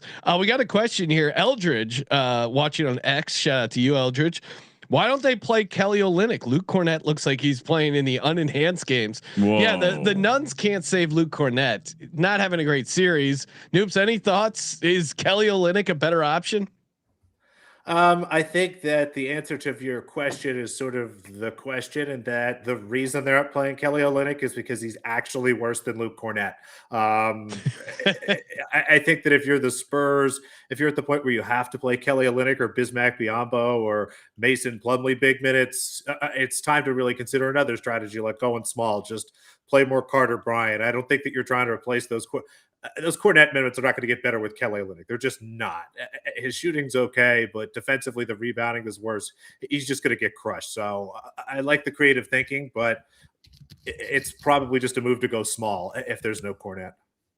Now this is a bummer because it looked like McCain had a shot layup that was maybe goaltending. They call goaltending on the second block on Wemby. Wasn't even close to goaltending. That's an atrocious call. Yeah. Maybe it was over the rim. I don't know. That did not look like a goaltender. That was definitely clean. That was a pretty quick reaction block. The first one, again, just watching live, looked more like a goaltend to me. But the guy who called it also was all the way out by the the scorers table. SGA now up to 13 points. Spurs back up now 65-60. It's getting tight. Little it's a back and forth affair here. We're owed a good second half here, right? Yeah, the first game was arguably the best basketball game I've ever seen. Probably, definitely the best basketball game I've ever seen. It wasn't like Final Four championship game, NBA Finals game, and like the rest of these games have been kind of lame. Yeah, I said the same thing. Besides the first two games, every game's been decided by double digits. But I'm trying to think of like all-time great playoff games that I've seen. The J.R. Smith game was funny against the Warriors, but like I'm not going to pick that. I still think that one of the best games I've ever seen, not involving my own team, was Bulls Celtics Game 6 in 2009, which was the Joakim Noah triple overtime dunk on Paul Pierce. Oh yeah, I think that's like one of the best games I've ever seen in my entire life. Japan does a hot works class, 126 degrees. Michael wants to point out sick flex. Michael also requesting Kramer. Sorry, Sean, can we get Kramer to do a bing bong? I would say that you want Scott to do it, but bing bong. All right, that was a little underwhelming. Bing bong. Bing bong. Kramer, he's trying to find his voice. He's working on the pitch. It's fun. He's perfecting it for the finals, you know. Why don't we check in on the OG market? Hopefully people are clicking the link, signing up, and getting their $100 in bonuses. Very easy to get the bonuses. Like it's basically just like filling out your profile, Kramer. It's like when my wife's playing that Candy Crush game. You just gotta like pass along. Check the couple of boxes. Walk down over here, knock on this door, fill out this thing. Your wife plays Candy Crush? No, she plays one of them, and it's like it's one of these things where you can't even have the rational like, hey, like what if I got you hooked up with something where you could actually make a couple bucks if you're gonna grind this shit out for so long. And it's something where she's feeding fish. Now that I'm thinking about it, it's really ridiculous. But it's like a slot machine, but no payouts. She's a junkie. She just doesn't like digital doing fidget spinner. Yeah, exactly. Like, just get real dice. You know. Speaking of which, Noops, you're a fellow guy who likes a good time at Circa. When can we expect to see you out there again? You got any trips planned? Yeah, Bet Bash is the next time I'll be out there. So I'll be out there all week for that. Always out there for week one of the NFL, and then we'll see if we can sneak out. I did miss you guys for March Madness. I'll try to sneak it out there, but there's only so many times when I can fly all the way from here back to there. I'm not lucky enough to be in LA where it's like a 20-minute flight for like $3. It is. It is very accessible. It's probably like the perfect distance away where, you know, not quite hop in the car, but like quite. I mean, you could do it, but it's like it's a 4-hour drive. And I was always glad Atlantic City sucked because I lived too close to Atlantic City for a long time. Oh wow! Right, I found this is version like version 2. Yeah, but That's a San Diego, right? That's SD right over there. 1010. Sure does. Okay, there you go. It's a vintage photo. this is Kirk Cousins is a Redskins Schwarzenegger might have been governor. Yeah, this was no, this is actually probably version house, 3. Yeah, this was but that I believe the wooden frame that's being used at this time was brought over from your Silver Lake spot. Yeah, we just painted, got some plywood, nailed it together, and just had you can't one really TV. see it, but like this is in my There's so much going on here, just so much. Kirk Cousins, the quarterback of the Redskins, but you can see the wood right here. Yeah, great craftsmanship. But yeah, some good games going on here. Eagles on the main. Is that the Eagles or is that the Rams Raiders? Who knows? Two-year-old furniture for your big TV. That looks like the Rams, or just based on the actual like curling horn there on the. Yeah, it's right. It's St. Louis Rams. Okay. St. Louis. Yeah. Shout out to Steven Jackson. There's a lot of history going on here. A lot of history. All right. Anyway, good throwback there. I was thinking Dort bricked the 3-pointer, so we're still alive. Oh, thank you, God. 70-60. Kramer, where are we at with our total? Feel like we're not great shape, not killed. Let's see here. It's the same. We're still. I mean, our number that we can play is the same here. The money line is actually 10-point game. We're got the money line stretched back out to 334. I'm keeping an eye on this right here. I mean, we're basically at a high point right now trading. I mean, 78% here on the graph. Only a couple points higher in the whole time. Do I buy more OKC now? I mean, if you want to OKC, the Spurs team total. Oh, that's fun. Do they have that? I was looking for team. Let me see if they have team total. I don't think we have. No, we just have alts. We can do alt spreads and alt totals, but the team totals we can't. Kramer. Yes. Adam Osimo was impressed by our 4 TVs. Do you want to show him what our current setup is in the studio? Yeah, I can pull. I'm sure. Our TVs have their own X account, so just go to @God's Eye SGPN. I'm sure we got some good photos over there. The algorithm. This is one of Colby's pet projects from many moons ago. Scott Bowser, the digital horse racing show on our network, Run for the Roses. Who wants a free horse? Japan is asking for a free horse. Free digital horse, no issues. All right, so let's. This is what our current TV. This was from March Madness, or I think maybe a conference championship. Yeah, look at that thing. It's pretty solid. Hell of a write-off. Pretty solid. I mean, I've seen some good setups out there, but I will say that I've never seen anything that looks like this, and 2, I don't know if I've seen a better one, because one of the things we kind of fell into here is that when you have a quad, right? So before this, we had 4 big TVs in my garage that you could turn into one screen, but for 4 screens, there wasn't that like singular focus main screen game. And so with this, you kind of, it's a lot easier to kind of create that premiere game. And then because you have the framing, you can kind of like watch almost like you have all these different quad boxes that you kind of fix your eyes to. Anyway, it's an excellent setup. And I'm gonna ask though, did you come up with that setup, or did Circa steal your idea for their setup and that's what they got? I'll be completely honest. We bought the center TV was one of the first things we bought when we moved into this office. And then the idea was, well, how do we fit this all around? And I measured it out and it was like, okay, this might work. We had a guy come out and it's like, yeah, I think we can squeeze some TVs in like this.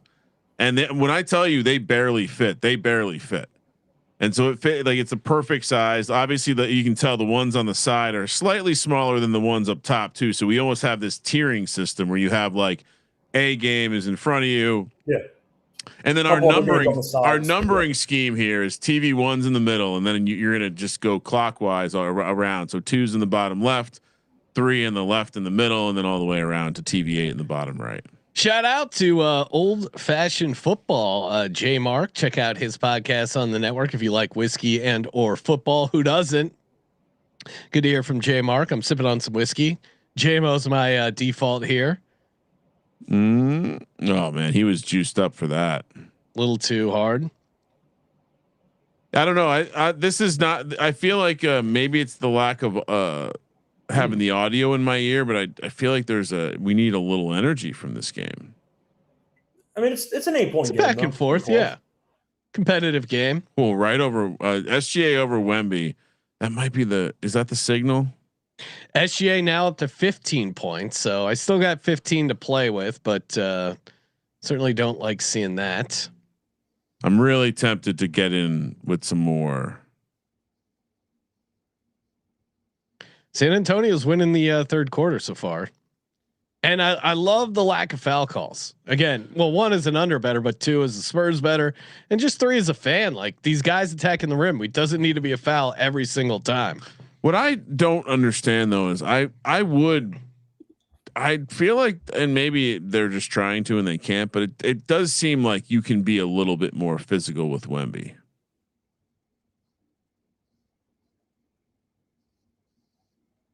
It's like oftentimes, like obviously his size probably makes it difficult, and you probably don't want to go into his body because then you're never going to get the shot off. But I would see if he can take the blows, you know. And Chet's not the guy. You also think you're taking more out of him physically if you're just constantly like leaning on him. Like yeah, that happens that's a lot in MMA. Like you see a lot of guys before they even go for takedowns, they just sit on the guy or like lean over him just so he's carrying their body weight, kind of thing. You know? Yeah.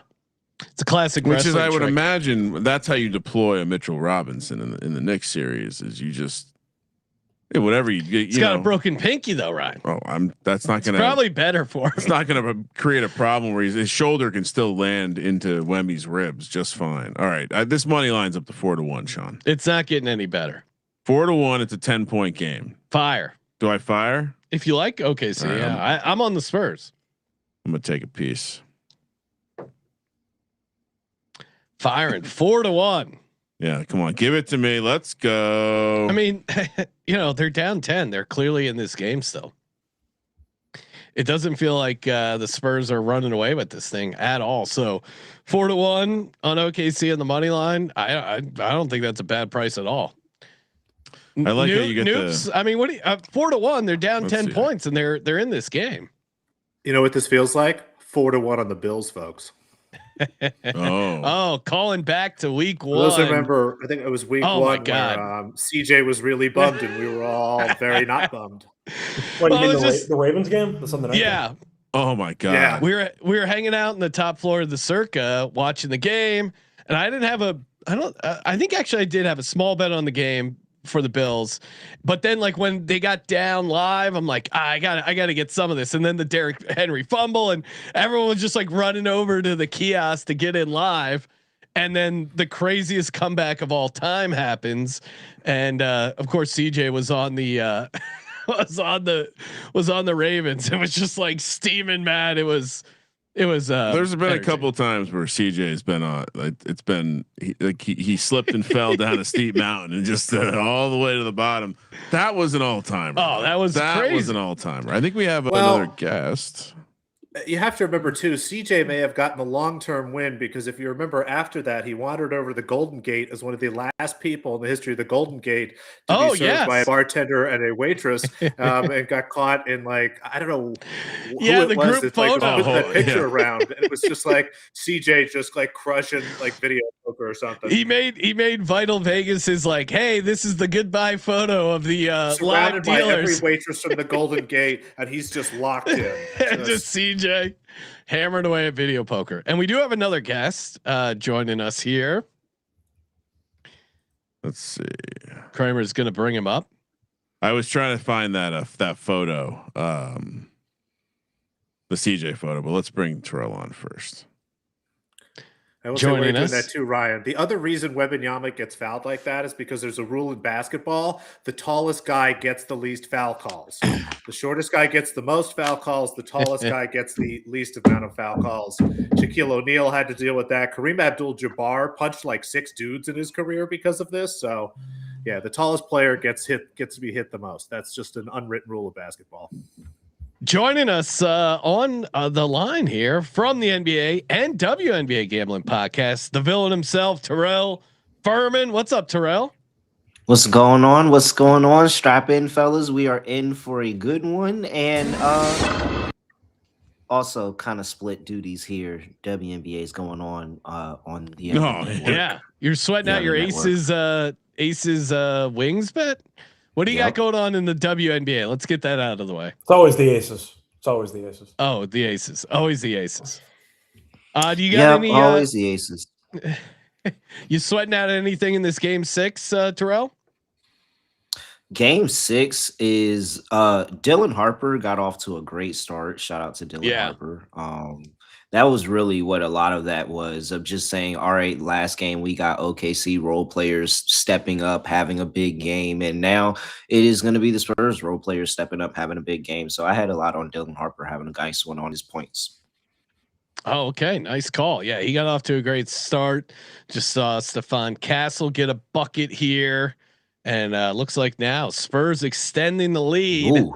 79 like 64. Legit. You think if you got in a fight with Wemby, you could tank him, right? I don't know, that reach advantage is pretty, extreme. You're talking to a guy. I feel like he like.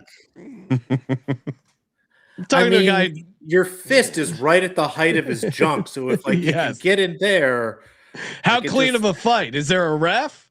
Because to Noop's point, also talking to a guy who did some Greco-Roman wrestling. Whoa, you? Yeah. Oh, double leg takedown, just shoot the legs.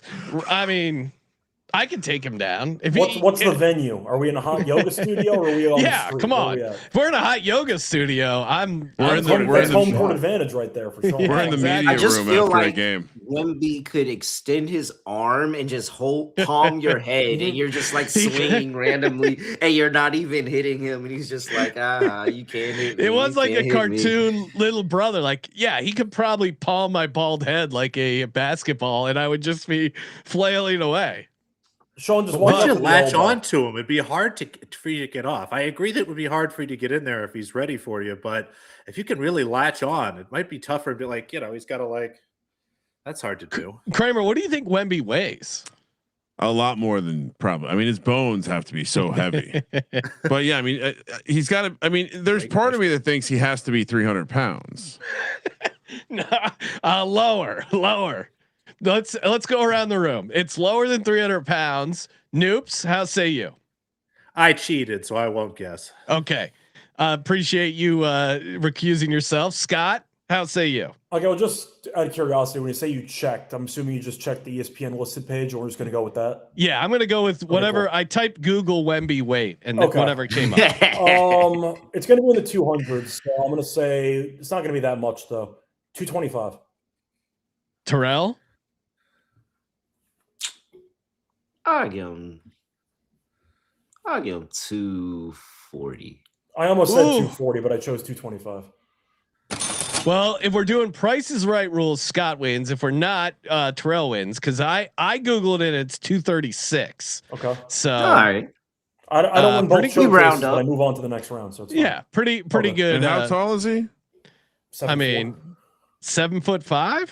4, 5. I think he's listed. Wait, 7'4", but he's definitely a little taller. Wait.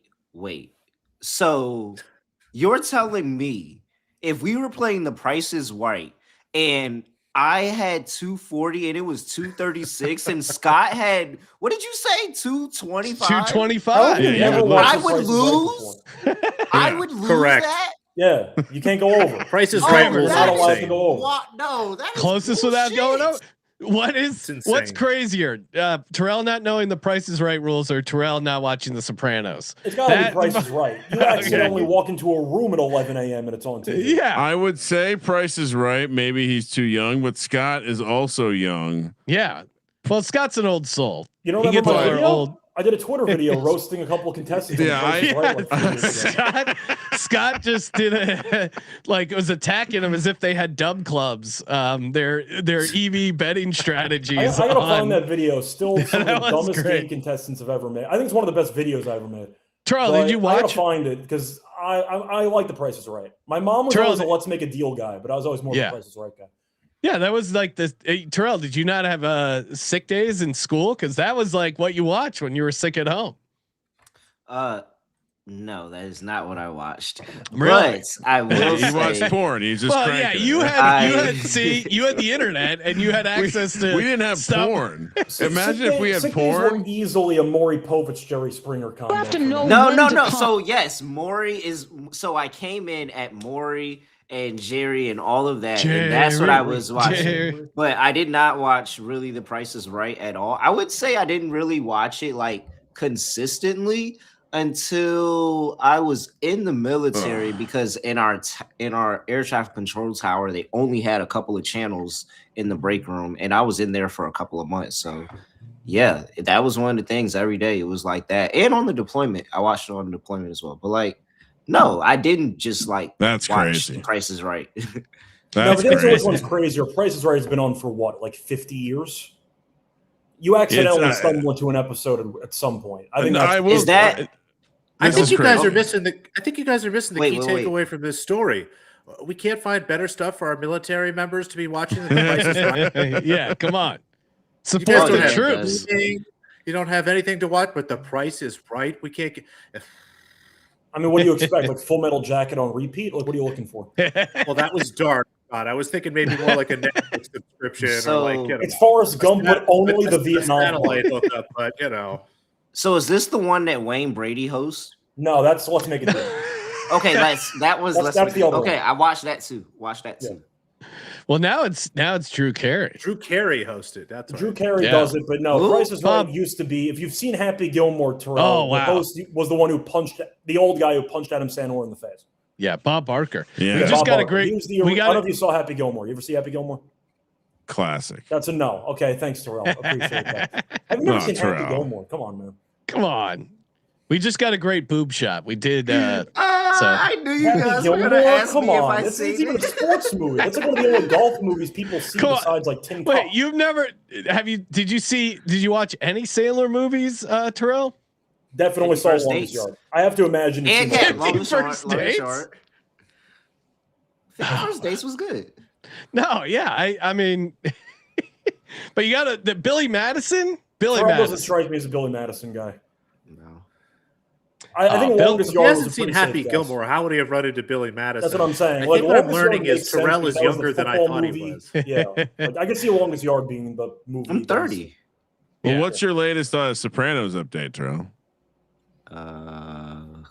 Yeah, see, circling back to that, I think that's the other key takeaway. We should be mad at that. Like, not seeing The Price is Right. Like, honestly, I wish I could clear out the part of my brain that remembers Price is Right stuff. But you got to see The Sopranos. Come on, Terrell. Come on. I actually do have an update for programming that I'm watching for the first time. I'm finally getting around to Game of Thrones.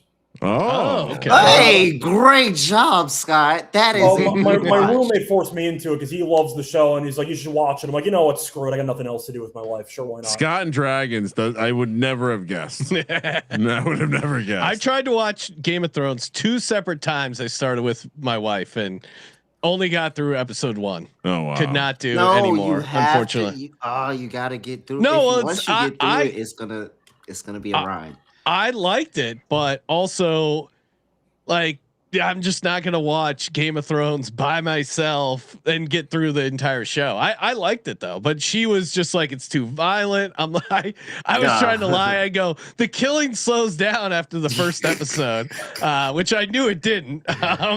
But she did not care for it.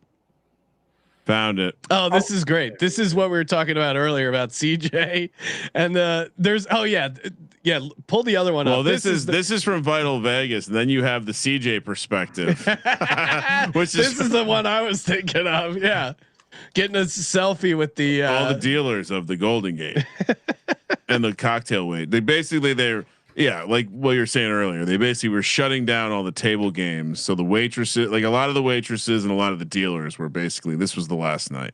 And CJ found himself in the middle of it.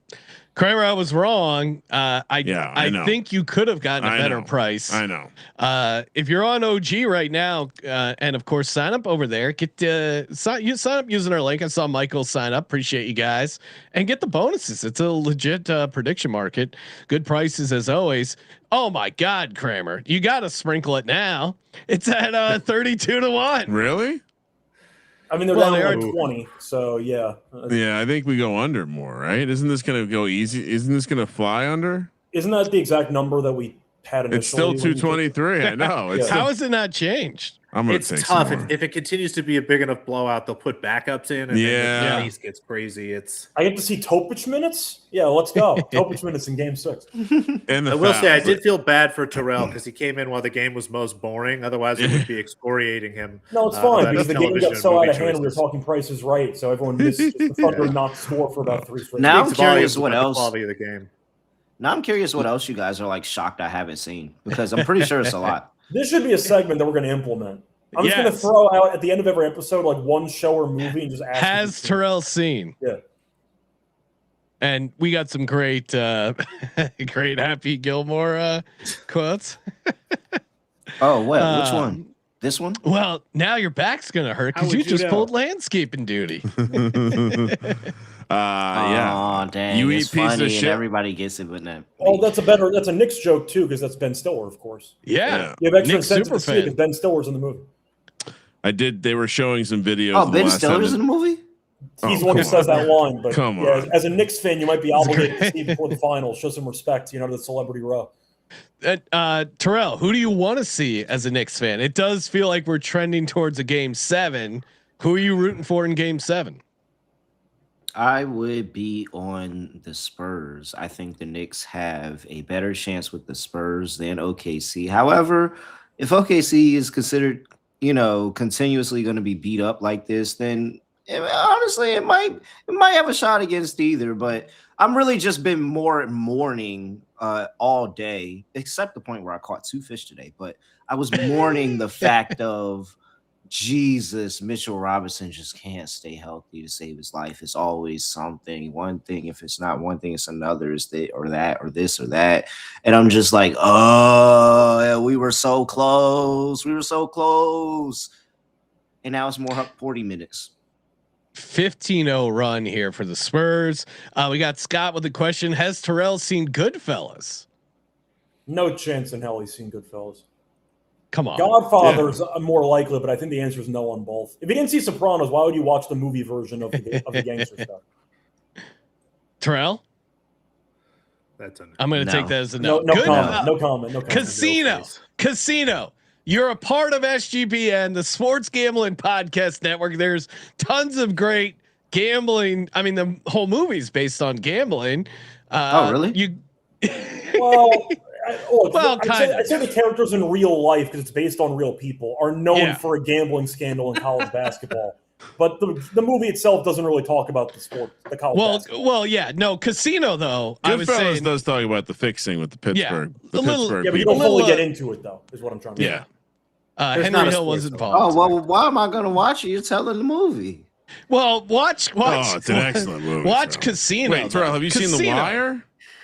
Yes, I've seen The Wire, but I will admit I've seen The Wire in the 2020 somethings. I think it's probably closer to like 2021, 2022, maybe 2023. But it hasn't been that long. But The Wire was great.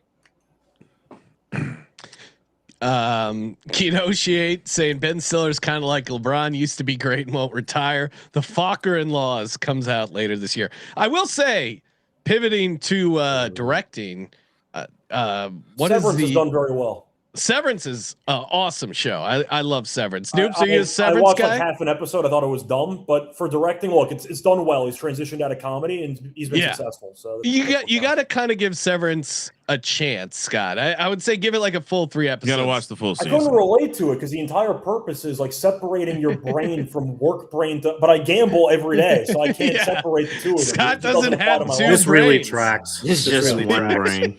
My entire life is just using all of my brain for betting, so I can't relate to what you're talking about. Scott's innie and outie is the same guy. It's the same person. Like, I can't relate at all. Oh, now we got a party here. Kramer, we got another guest. Let's go. Oh, joining us from Las Vegas, Ski. What's up, Ski? What up, fellas? Hopefully y'all can hear me. I'm trying my best. I'm at Wynn watching the game. Oh, I see a cocktail and I see a sports book.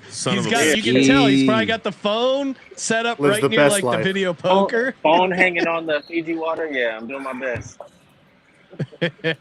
Now, Ski, we've already mentioned it, but did you see the first quarter results? And Noops is absolutely. Here. He texted me. Oh, he's here? Yeah, he's here. I didn't see Noops was there. Yeah, I see him with his head down. I should have bet the first quarter on the Bet US. So it would have been so hilarious. I was thinking about that. The only thing I was thinking about. Ski, what do you make of this game? Looks like we're getting a game 7, huh? Yeah, absolutely. I'm just praying. I got under 219, so I'm trying to do whatever I can do over here, do my part. Mojo wise. Yes, but game 7, the Spurs can win. Spurs absolutely can win. Yeah. So they got a lot of confidence after this game, I'm sure. We'll see what happens. Live totals at 218.5 now. Okay, so it is. That's beautiful because I saw it 228 and I was about to cry. Yeah, we got in on the under at 223.5, but 218.5, trending in the right direction. It's going to be hard not to like OKC after this, assuming it's a blowout loss at home. Terrell, what do you make of game 7? What do you think you're going to be on? I'm really interested because the Spurs are a road team in game 7. Those road teams in game 7 have really been good recently. Yeah, you're right. So I really do think Spurs is going to be interesting. I'm curious to see how big the number is, what they give them, if it's going to be just like OKC in a big number and kind of give us or if they're going to give some more respect to the San Antonio Spurs here after this big win. But I could see myself on the Spurs plus the points and just say we're in for a really close game. And I'm rooting for San Antonio in the finals. I think the Knicks have a chance. Well, the Mitchell Robinson injury really kind of derailed all of my thoughts, actually. But really, I really did like the Knicks against San Antonio. I really do. Noops, I know we're going to be talking about this tomorrow because we got our Bet US show at noon Pacific. Check it out. But I see you, Ski. Yeah, Ski's just and if you're not a regular watcher, we got a great sound drop here. I agree with Noops. And that's Ski agreeing with Noops. They've been going head to head this season. Be careful. Ski might be getting his legal team to send a cease and desist on like SGA using his name, image, and likeness there. Noops, what about you? Early thoughts on game 7? I mean, I've liked the Spurs a lot this series, but man, game after a blowout loss, Thunder at home, I don't know. It's one of those things where, from a numbers perspective, I've showed value on the Thunder pretty much throughout. Curious again to see how Jalen Williams finishes this game. He seems to be okay. I think maybe it makes sense that they played him, get some action in for game 7. He's really important for this team, but if Wembanyama is going to come out and hit like his first 3-3-pointers or whatever, and it's just these games are absolutely crazy. Again, I'm expecting to see Oklahoma City like -3, maybe somewhere between -3 and -4. I think the total will be like pretty low, in the range of like 214, 215. And I'll probably be on the Thunder, but I don't know if I'll actually bet them. I'm just laughing at Ski clapping up every missed shot as he's sweating out. Ski is the best part of being on an under. Ski is a fun guy to watch some games with, and you got a buddy over there. I can't quite see who that is. Oh, I know who that is. Oh, Red or what? You know who that is? Luke's on here. Oh, I know who that is. That's our buddy 5-star, baby. Yeah. What's up, man? Happening? He's saying what's up to you. He might have actually bet Toronto today. No, he Which won. one? He had the Spurs first half. 5-star sounds like someone who's joined you for a breakfast soup before. Noops. Noops does like breakfast soup. Oh yeah, it's guys, when we're there for Bet Bash, we'll make sure to introduce you to 5-star. You guys need to hang out with him. Scott, Any early Game 7 thoughts or bets? Of course, check out the NBA Gambling Podcast. But do you have a thought on where you're going to be with this Game 7? Well, before I get into my Game 7 thoughts, we didn't actually acknowledge it, but I have to. In the final 8:22 of the third quarter, the Thunder scored 2 points. Yeah, and nobody talked about Not it. They scored 2 points in 8 minutes. Like, nobody acknowledged that happening. They're just there were 45 points in the quarter total, but the Thunder scored 2 points in the final 8 minutes of the quarter. 32-13. What a crazy. And that pretty much started after you told me it couldn't get worse.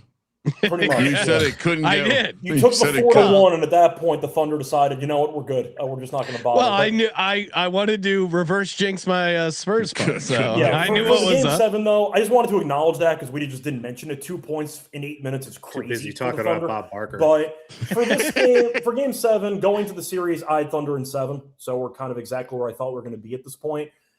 I'm curious where the line's going to open up because J-Dub's played. He's been invisible, but allegedly he's played tonight, so I guess that counts. But we'll see how he looks in Game 7. I'll go with the Thunder personally. I mentioned this on the NBA show. The Thunder historically, even during their title run, have been horrendous in Game 6s. They just lose every Game 6. They played Denver, they lost Game 6. Played Indiana, lost Game 6. When they lost to the Mavericks in that upset series, they lost Game 6 and got eliminated. They tend to basically no-show all these Game 6s and then bounce back and win Game 7. So I'm not really that surprised the Thunder are getting routed by the Spurs in this game.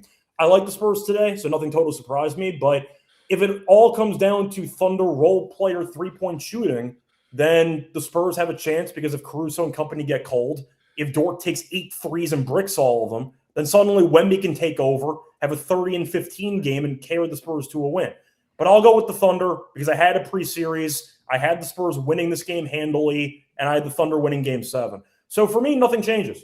Just we've seen a bunch of blowouts back and forth the last couple of games. There's been no momentum. Each team takes turns winning by about 15 plus. I'll go Thunder again in Game 7. Yeah, no, I have a feeling I'll probably be on the Thunder. It's hard not to like him in that Game 7 closeout. Terrell, any props you think you'll be playing Game 7? I'll probably be back on Jared McCain and playing the Jared McCain props. Him coming off of the bench into a big role. Game 7, all the lights are on him. OKC is lit. I think that I'm sticking with the role players. And he cashed big for me in game Game 5. So yeah, I'm probably going to be back on Jared McCain's over on his points. Yeah, and we played the alt there, thinking he might get some shots, but nice dog cash. No, well, we played this live here, and nothing's been going right for him in the second half. Just not in. Yeah, but luckily our Lou Dort under 1.5 threes is still alive because he took one, bricked it. Noobs, what do you think? Do we see? I mean, do we see any of the Thunder starters? They're down 26 going into the fourth here. It feels like maybe they just totally punt, right? I would be really surprised if we see Jalen Williams for the rest of the game. They might send Shea out there just to kind of see what he can do. But it definitely feels like a solid pull the plug kind of game here. Maybe put Chet out there just to tell him to shoot, see if maybe he can find any kind of rhythm. But I think we'll see the Thunder kind of try here for a minute or two, and then that'll be that. Well, and we might back into that alt on the McCain because he just hit a 3. Did McCain get his assist? He did. Yeah. The hater in ski is alive and well. Oh my God, it's so good. Just coming off the top rope, just unmuting, just splash the pot. I love it. He's the worst part. He's been trying to leave for like 5 minutes. That being said, though, if you remember last game when the Thunder pulled basically all their starters, they left McCain in. He was taking shots left and right. And looks like and a possible and one for McCain. So he's going to be the offense here. McCain 15 points is not dead yet. Let's make it all back. I think they're challenging though. I think they're challenging because McCain hit Castle in the face. Oh no, that might be over. Based on how today's going, he'll score exactly 14 points. I think that might be overturned to an Correct, offensive. which it might not be. I think No, under, no. under 58. I'm gonna get a drink. All right. Enjoy your drink.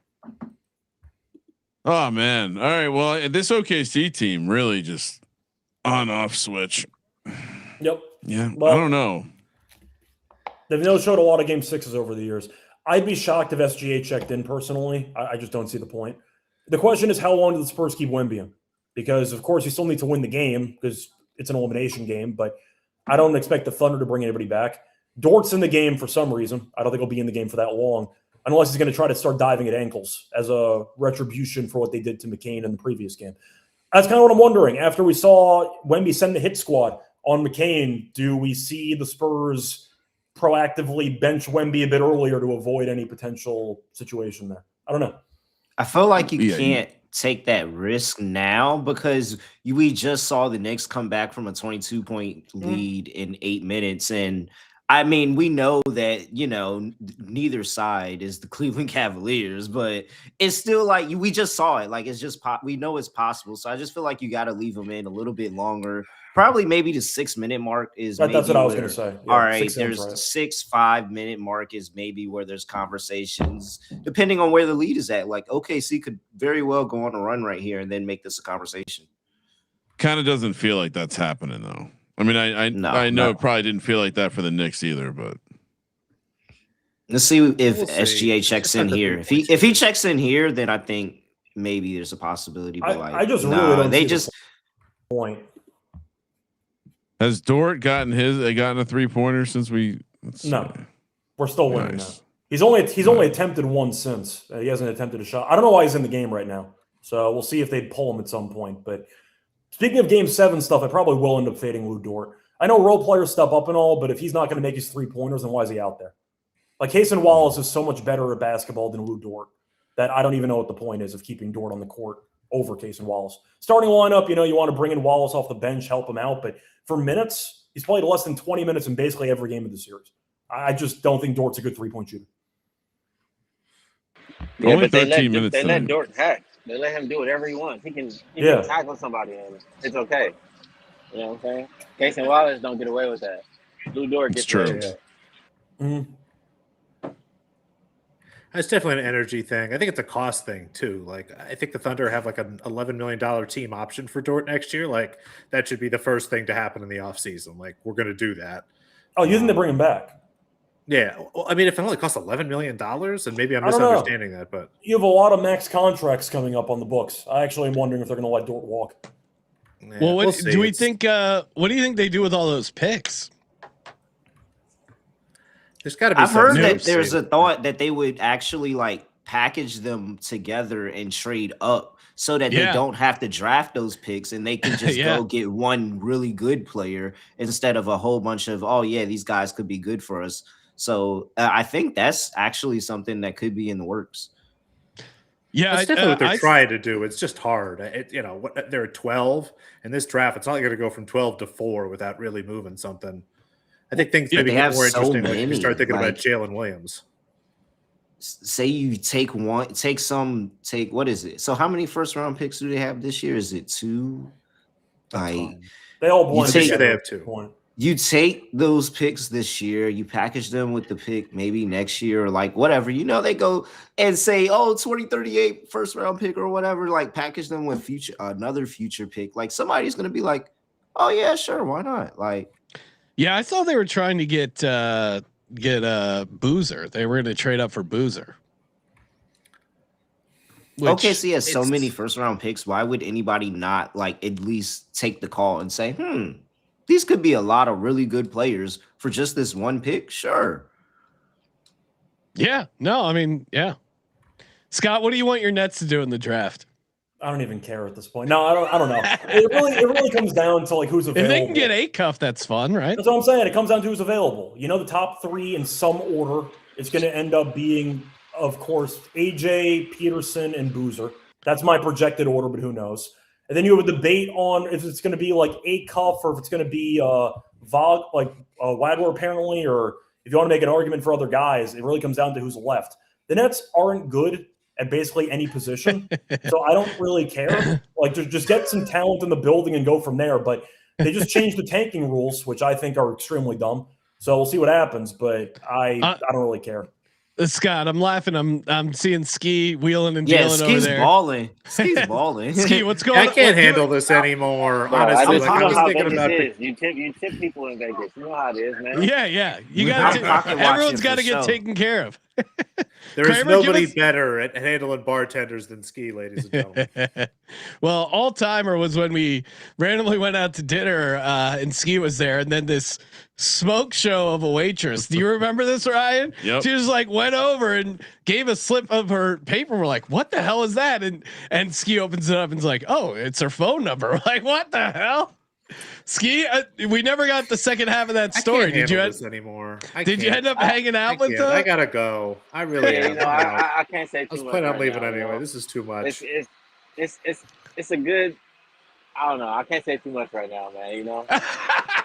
Maybe he's sounds maybe like it's he's still with a work in progress. You when you have you don't want to burn a CI. You know? Kramer, you're a horse manager. You know what it's like managing a stable, and maybe Ski's in a similar spot. You got to make sure you have carrots for all the horses.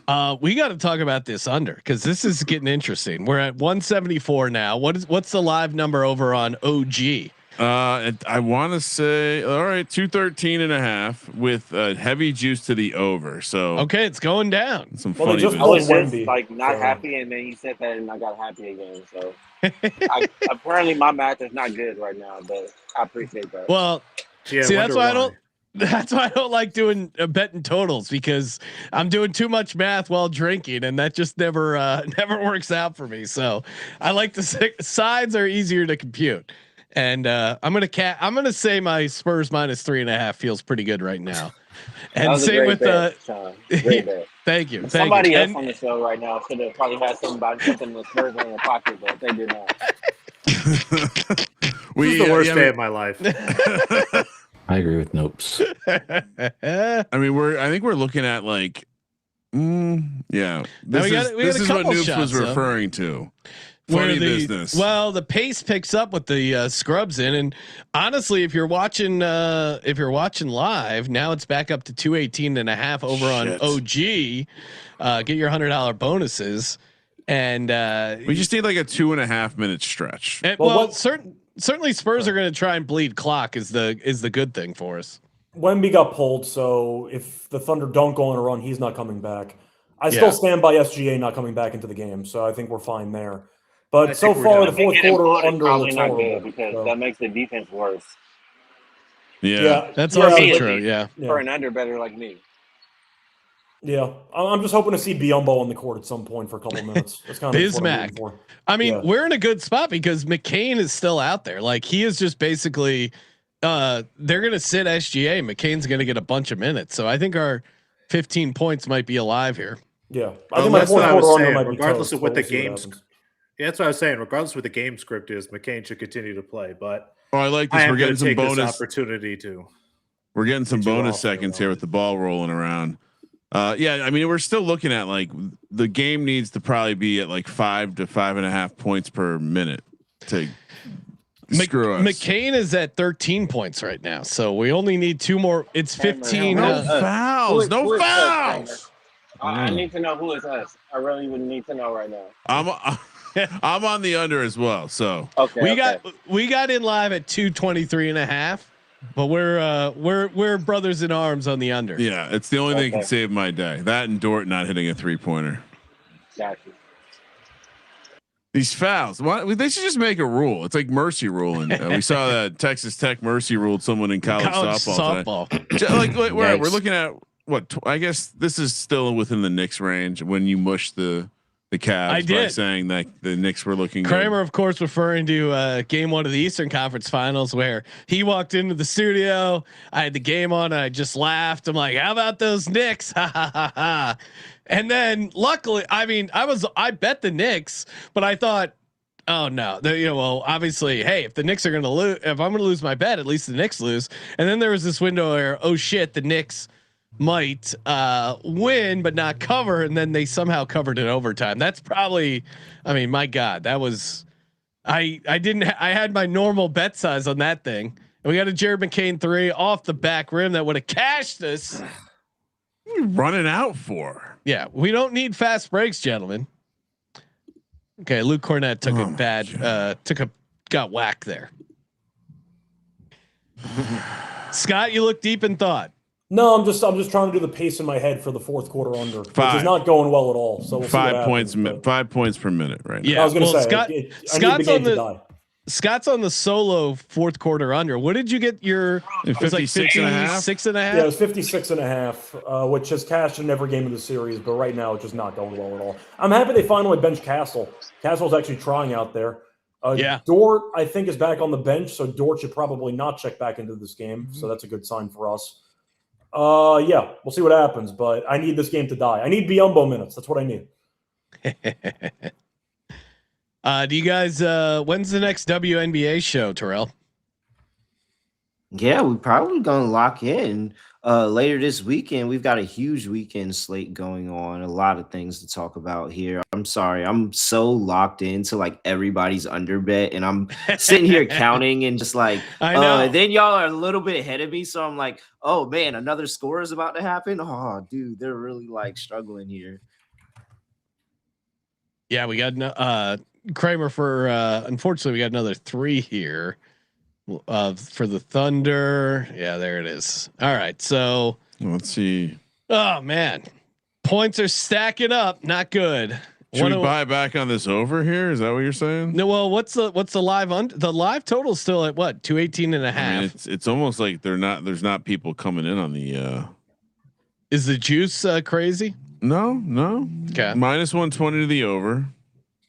Just need a little cool off period. Like, guys, you realize the game's over.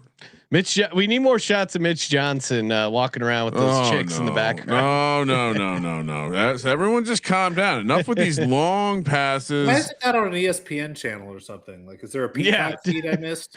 Yeah, they have alt views. Why can we not get a Mitch Johnson cam? If this was Prime, we'd have that, and you could have the tit cam, the boob cam. Okay, missed 3. That's good for us. Oh no. What happened? They call the foul. You're calling fouls? Everything is a. I'm sorry. Everything is a foul, bro. Everything. Is a foul. No fouls. We don't need fouls. This is going to be absurd. Refresh, but the live total still at 218 and a half. Let's hit a refresh. Hey, I mean, like I said, I think we're right on it. Yeah. All right, the juice is moving to the under though.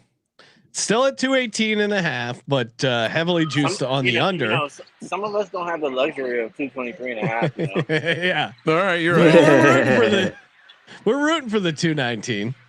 I'll start doing math against the 218 and a half number. Let's see. I want everyone. The pace to win. has been really slow. I see who's this greenie number 44? Oh, that's insulting, Ryan. Well, of course, I'm referencing the. I don't know who that is. Yeah, explain to noobs what a greenie is. When the world canceled sport during the pandemic and we created it with the D-Gen Madness, aka the Sims, it turned out in NBA 2K when these people would create the rosters with all the fake college players, they wouldn't fill it out all the way, so it'd be like 3 guys on every team that was just like a 6-foot white bald guy. I mean, generic white guys. We called them greenies. Yeah, which is very insulting. So yeah, we have some greenies in the game. It's I mostly meant I don't know who 44 is. Oh, but you got a nice backstory. Well, now you learn that we created sport. Well, something I noticed for me, that version was like NCAA college football. Like you'd put forward a couple seasons, and by the time you got like 4 or 5 seasons in, it's, let's say, the algorithm for creating players might have been. And it's so funny because those fake names are like actually people's real name in college right now. Like General Booty is one of those names that they just made up in your 5th or 5th season of NCAA, and that's actually somebody's real name. Yeah, to Noop's point, there were some last names too that the game just liked a lot, and so like Whitehead, you'd have like 5 Whiteheads on your team. I don't know. I remember that. That same thing though. The greenies kind of existed in college football too. We just didn't have a cool name for them.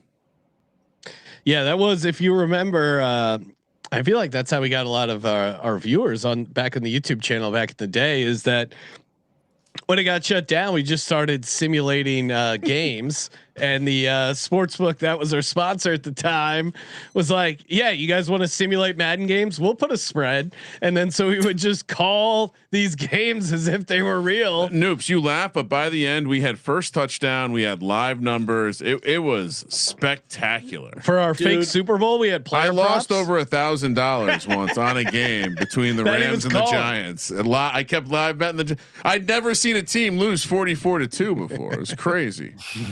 I'm laughing mostly because like COVID was wild for betting, and while you guys were betting on video games, I was betting on the weather. And Noops is a weather shark. Time I'll tell you some weather stories. You heard about recently the guy that went out to that unguarded weather sensor and just hit it with the hair dryer. If we ever need a reason to like limit these prediction markets, that to me seems like the most obvious one. And I know it's like really inconsequential in this one example, but it's perfect. It's exactly the problem. It's like, oh, I could just put something up, walk over, do it, fix it, and then, I'll walk away with whatever it is. It's a great, also it's a great example of being greedy. He did it one time, he cashed in huge, and then he got caught because he went back and did it again. You break into an airport and you hit the sensor with a hairdryer. You got away with it once. You got paid. You got to know when to walk away with a scheme like that. We were discussing this movie earlier, the Lufthansa heist. You get a little noisy, you start getting the fur jackets, and all of a sudden a little heat comes on the situation. Well, he got away with it. And it's one of those things where like prediction markets make sense for a lot of things. Just from a betting perspective, I'm never going to bet on anything that I don't know the general parameters of, nobody with a hair dryer and enough free time and like Google Earth is going to determine the outcome of this basketball game. I love Bowser calling back to old moments from The Sims. I wonder if I could find that. There was a walk-off kick return in one of was the. Was that the inspiration for that FanDuel commercial? And Jake, I think that's how Jake, who does all of our awesome merch. Is that how Jake came into our lives? I'm pretty sure that's how Jake found our show. Promo code USA, 25% off everything in the merch store. Get you some DGen gear. We got a bunch of good stuff. The new one in the middle is pretty fun. Yeah, I like it. The military themed one. Yeah, and the Dream Team one is one of my favorites. Yes, not based off of any cartoon you would know. Definitely not. Shout out to chat, bunch of guys checking in. Appreciate everyone as always. Luis. Is this yes. He said cash Spurs -3.5 in the under. I'm not putting that on the screen because I don't want to jinx anything yet. They took Jared McCain out. Total is down to 213.5. What's up? What's up, Ski? I got about 6 Biombo minutes coming. I just wanted to ask you exactly what I wanted. Not first quarter that you've been betting all season, and then lose on another bet that you just fucking added just because. He's gonna take his answer off the air. Ski's just going. Ski is in full troll mode where he just pops in and brings up the first quarter and then hops off and goes back to sipping on his drink. Sorry, noobs. I knew I should have dropped off of this minutes ago, and you know what? I'm going to take the hint and let Ski enjoy the time. And with all due respect, gentlemen, have a wonderful rest of your night. Well, great to see you, Noops. And check out Noops tomorrow with me on the Bet US show. Check out the Bet US show. Fun times. Shout out to everyone in the chat. Shout out to Ski, just reminding Noops about his first quarter missed opportunity. I love it. I live for this. Hey, the rivalry is great, and you guys have both been crushing it. I think they're both like 30 games above 500 on the show, so it's been a nice hang this season. Oh, and we got some. Kramer bringing up some sim highlights. Well, I wanted to make sure people understood that we created sport, so I wanted to bring up the old. I mean, this was fun, and we even who cares what happens with this, right? Yeah. Clear the board. Butler has a chance to tie this game.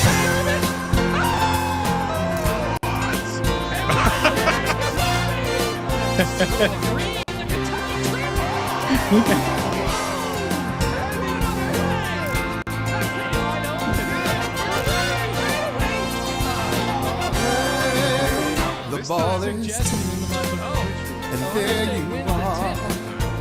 You're running for your life. You're a shooting star in all the years. No one knows just how hard you worked, but now it shows. In one shining moment, it's all on the line. In one shining moment, they're frozen in time. The time is short. Bro, that San Diego State shot was to win the national championship. Yeah. It's like the game knew. We just got a Lou Dort, another missed three. That was huge. Nice. Unfortunately, it looks like they took McCain out, which is annoying. Are we doing ski math or Kramer math right now? Kramer, give us All right, let's see. Give us Ski's update here. Well, we're at 1, 2. Yeah, we're at we're I think we're still looking all right. It's like over 5. No, why are we fouling? Oh my! What are we doing? Oh my God! Fucking Kelly Olynyk. Whoever in the chat was asking for Kelly Olynyk. That is Dude, what? Kelly Olynyk is not good for anything. No, this guy's a classic. Try too hard. By the way, All I'm right, going to nice. read a bit into Game 7 here. The my fact God, that Lou bro. Dort is playing right now means he's not playing at all in Game 7, right? Yeah, I mean you're right. This is garbage time. Lou when he's Dort playing. unders for Game 7. Everybody's a scrub, and I they should have not Dort be in having there. to do math right now. I should not. No, you shouldn't. Oh no. I'm just that might be a play that I might have to take. I might have to take Dort unders. Like the fact that Whoa, he's playing garbage you're time, about breaking all fucking these 30. threes. I can't imagine he plays much in Game 7. I'm not gonna lie, I would be talking cash shit from the bench, dog. You in the game right now. Like what? Look at this score. You're in the game right now. Like, don't ever talk to me ever. Am I missing something though? Like the fact that Dort's in this game tells me that like he's barely playing in Game 7. He's out. Yeah, he's out. So they're at 203. So if you had 218.5, that's 15.5. We're looking at well over 5 points per minute. We're almost getting into 6 points per minute. Well, and also too, like the last minute, there's usually math, correct? Yeah, that's ski math. Okay. That's ski math. Get your hand up. Oh, we got an air ball. That looked good, but it was a horrible I air don't know ball. if they called that a foul. Every but time Ski talks, Oh, it's no. like he got he's a screwed. secret Oh, they really agent. fouled Like, What are him you 90 feet from the doing? basket. They're calling fouls. 90 Come feet on. from the basket. They could have let the ball go out of bounds. They called a foul. That's a joke. It's 90 feet from the basket. Come on. Hey, reminder, hit up OG, get in on the prediction market, get your $100 in bonuses. Very easy to get started. 90 Kramer, I was wrong. Oh, look at Olynyk missed a free throw. That's great. I mean, you're assuming the Spurs are going to at some point take some shot clock violations or something towards the end. So we just need some sloppy G League, Summer League quality basketball for the last minute and a half. That's really all. we need. Yeah. Feeling good, but don't want to jinx it about the under here. 215, 204 is the total. Oh, nice turnover. Let's go.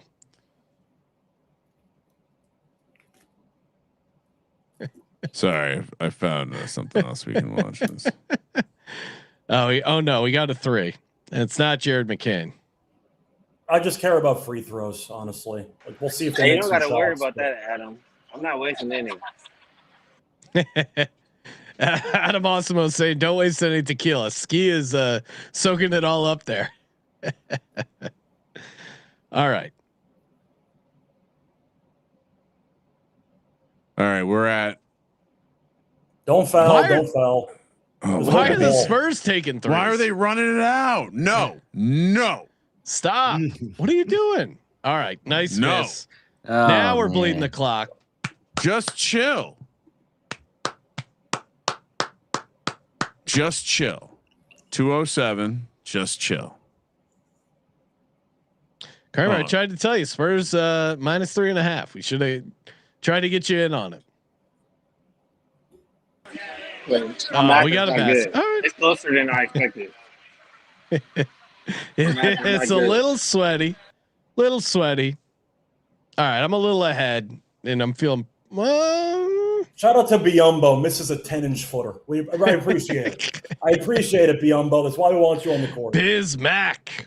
Okay. Take the shot clock violation, and we win. Let's go. Dribble it out. They didn't officially take it yet. They're dribbling it out, though. And here, we calling it, Scott? What? All right. Fourth quarter unders. Let's go. We're undefeated. In honor of Scott had the biggest sweat of all. Let's go. Fourth quarter under. Nailed it. Comes in. Full game under comes in. Spurs minus 3.5 comes in. SGA under 30.5 point. Not even a sweat. Let's go. And here's that play that Bowser was referring to earlier. Okay. He actually worked the clock. 30 to 27. Bang. Ravens are up. 8 seconds to go. It's a great way to end the stream. Oh my God. Oh, 50, 40, 35. Oh my God. Are you kidding me? Yes. This is the greatest finish to a Madden game of all time. Yes. We Tigers. What a call. Oh my God. All right, let's get out of here. Good job. Good job, everyone. And Sean, I have let's see what my final portfolio balance is. Yeah, how'd you do, Kramer? You lost the OKC. I think we might have broke. Yeah, we got 13 points with McCain. They would have We're not settled yet, but it looks like we're gonna win. Because you mostly went on the under. 179 and 80. So I'm gonna be up $9 in the evening. Profitable stream. There you go. Yep. Good times. And again, hit the link in the chat there. Sign up over on OG. Get you $100 in bonuses. Big thanks to Noops and to Ski and to Terrell. Check out Terrell on the NBA and WNBA Gambling podcast. Big thanks to our main man here, Scott Reichel. Check him out on all our podcasts here on the network. Kramer, we gotta do a Game 7 podcast tomorrow.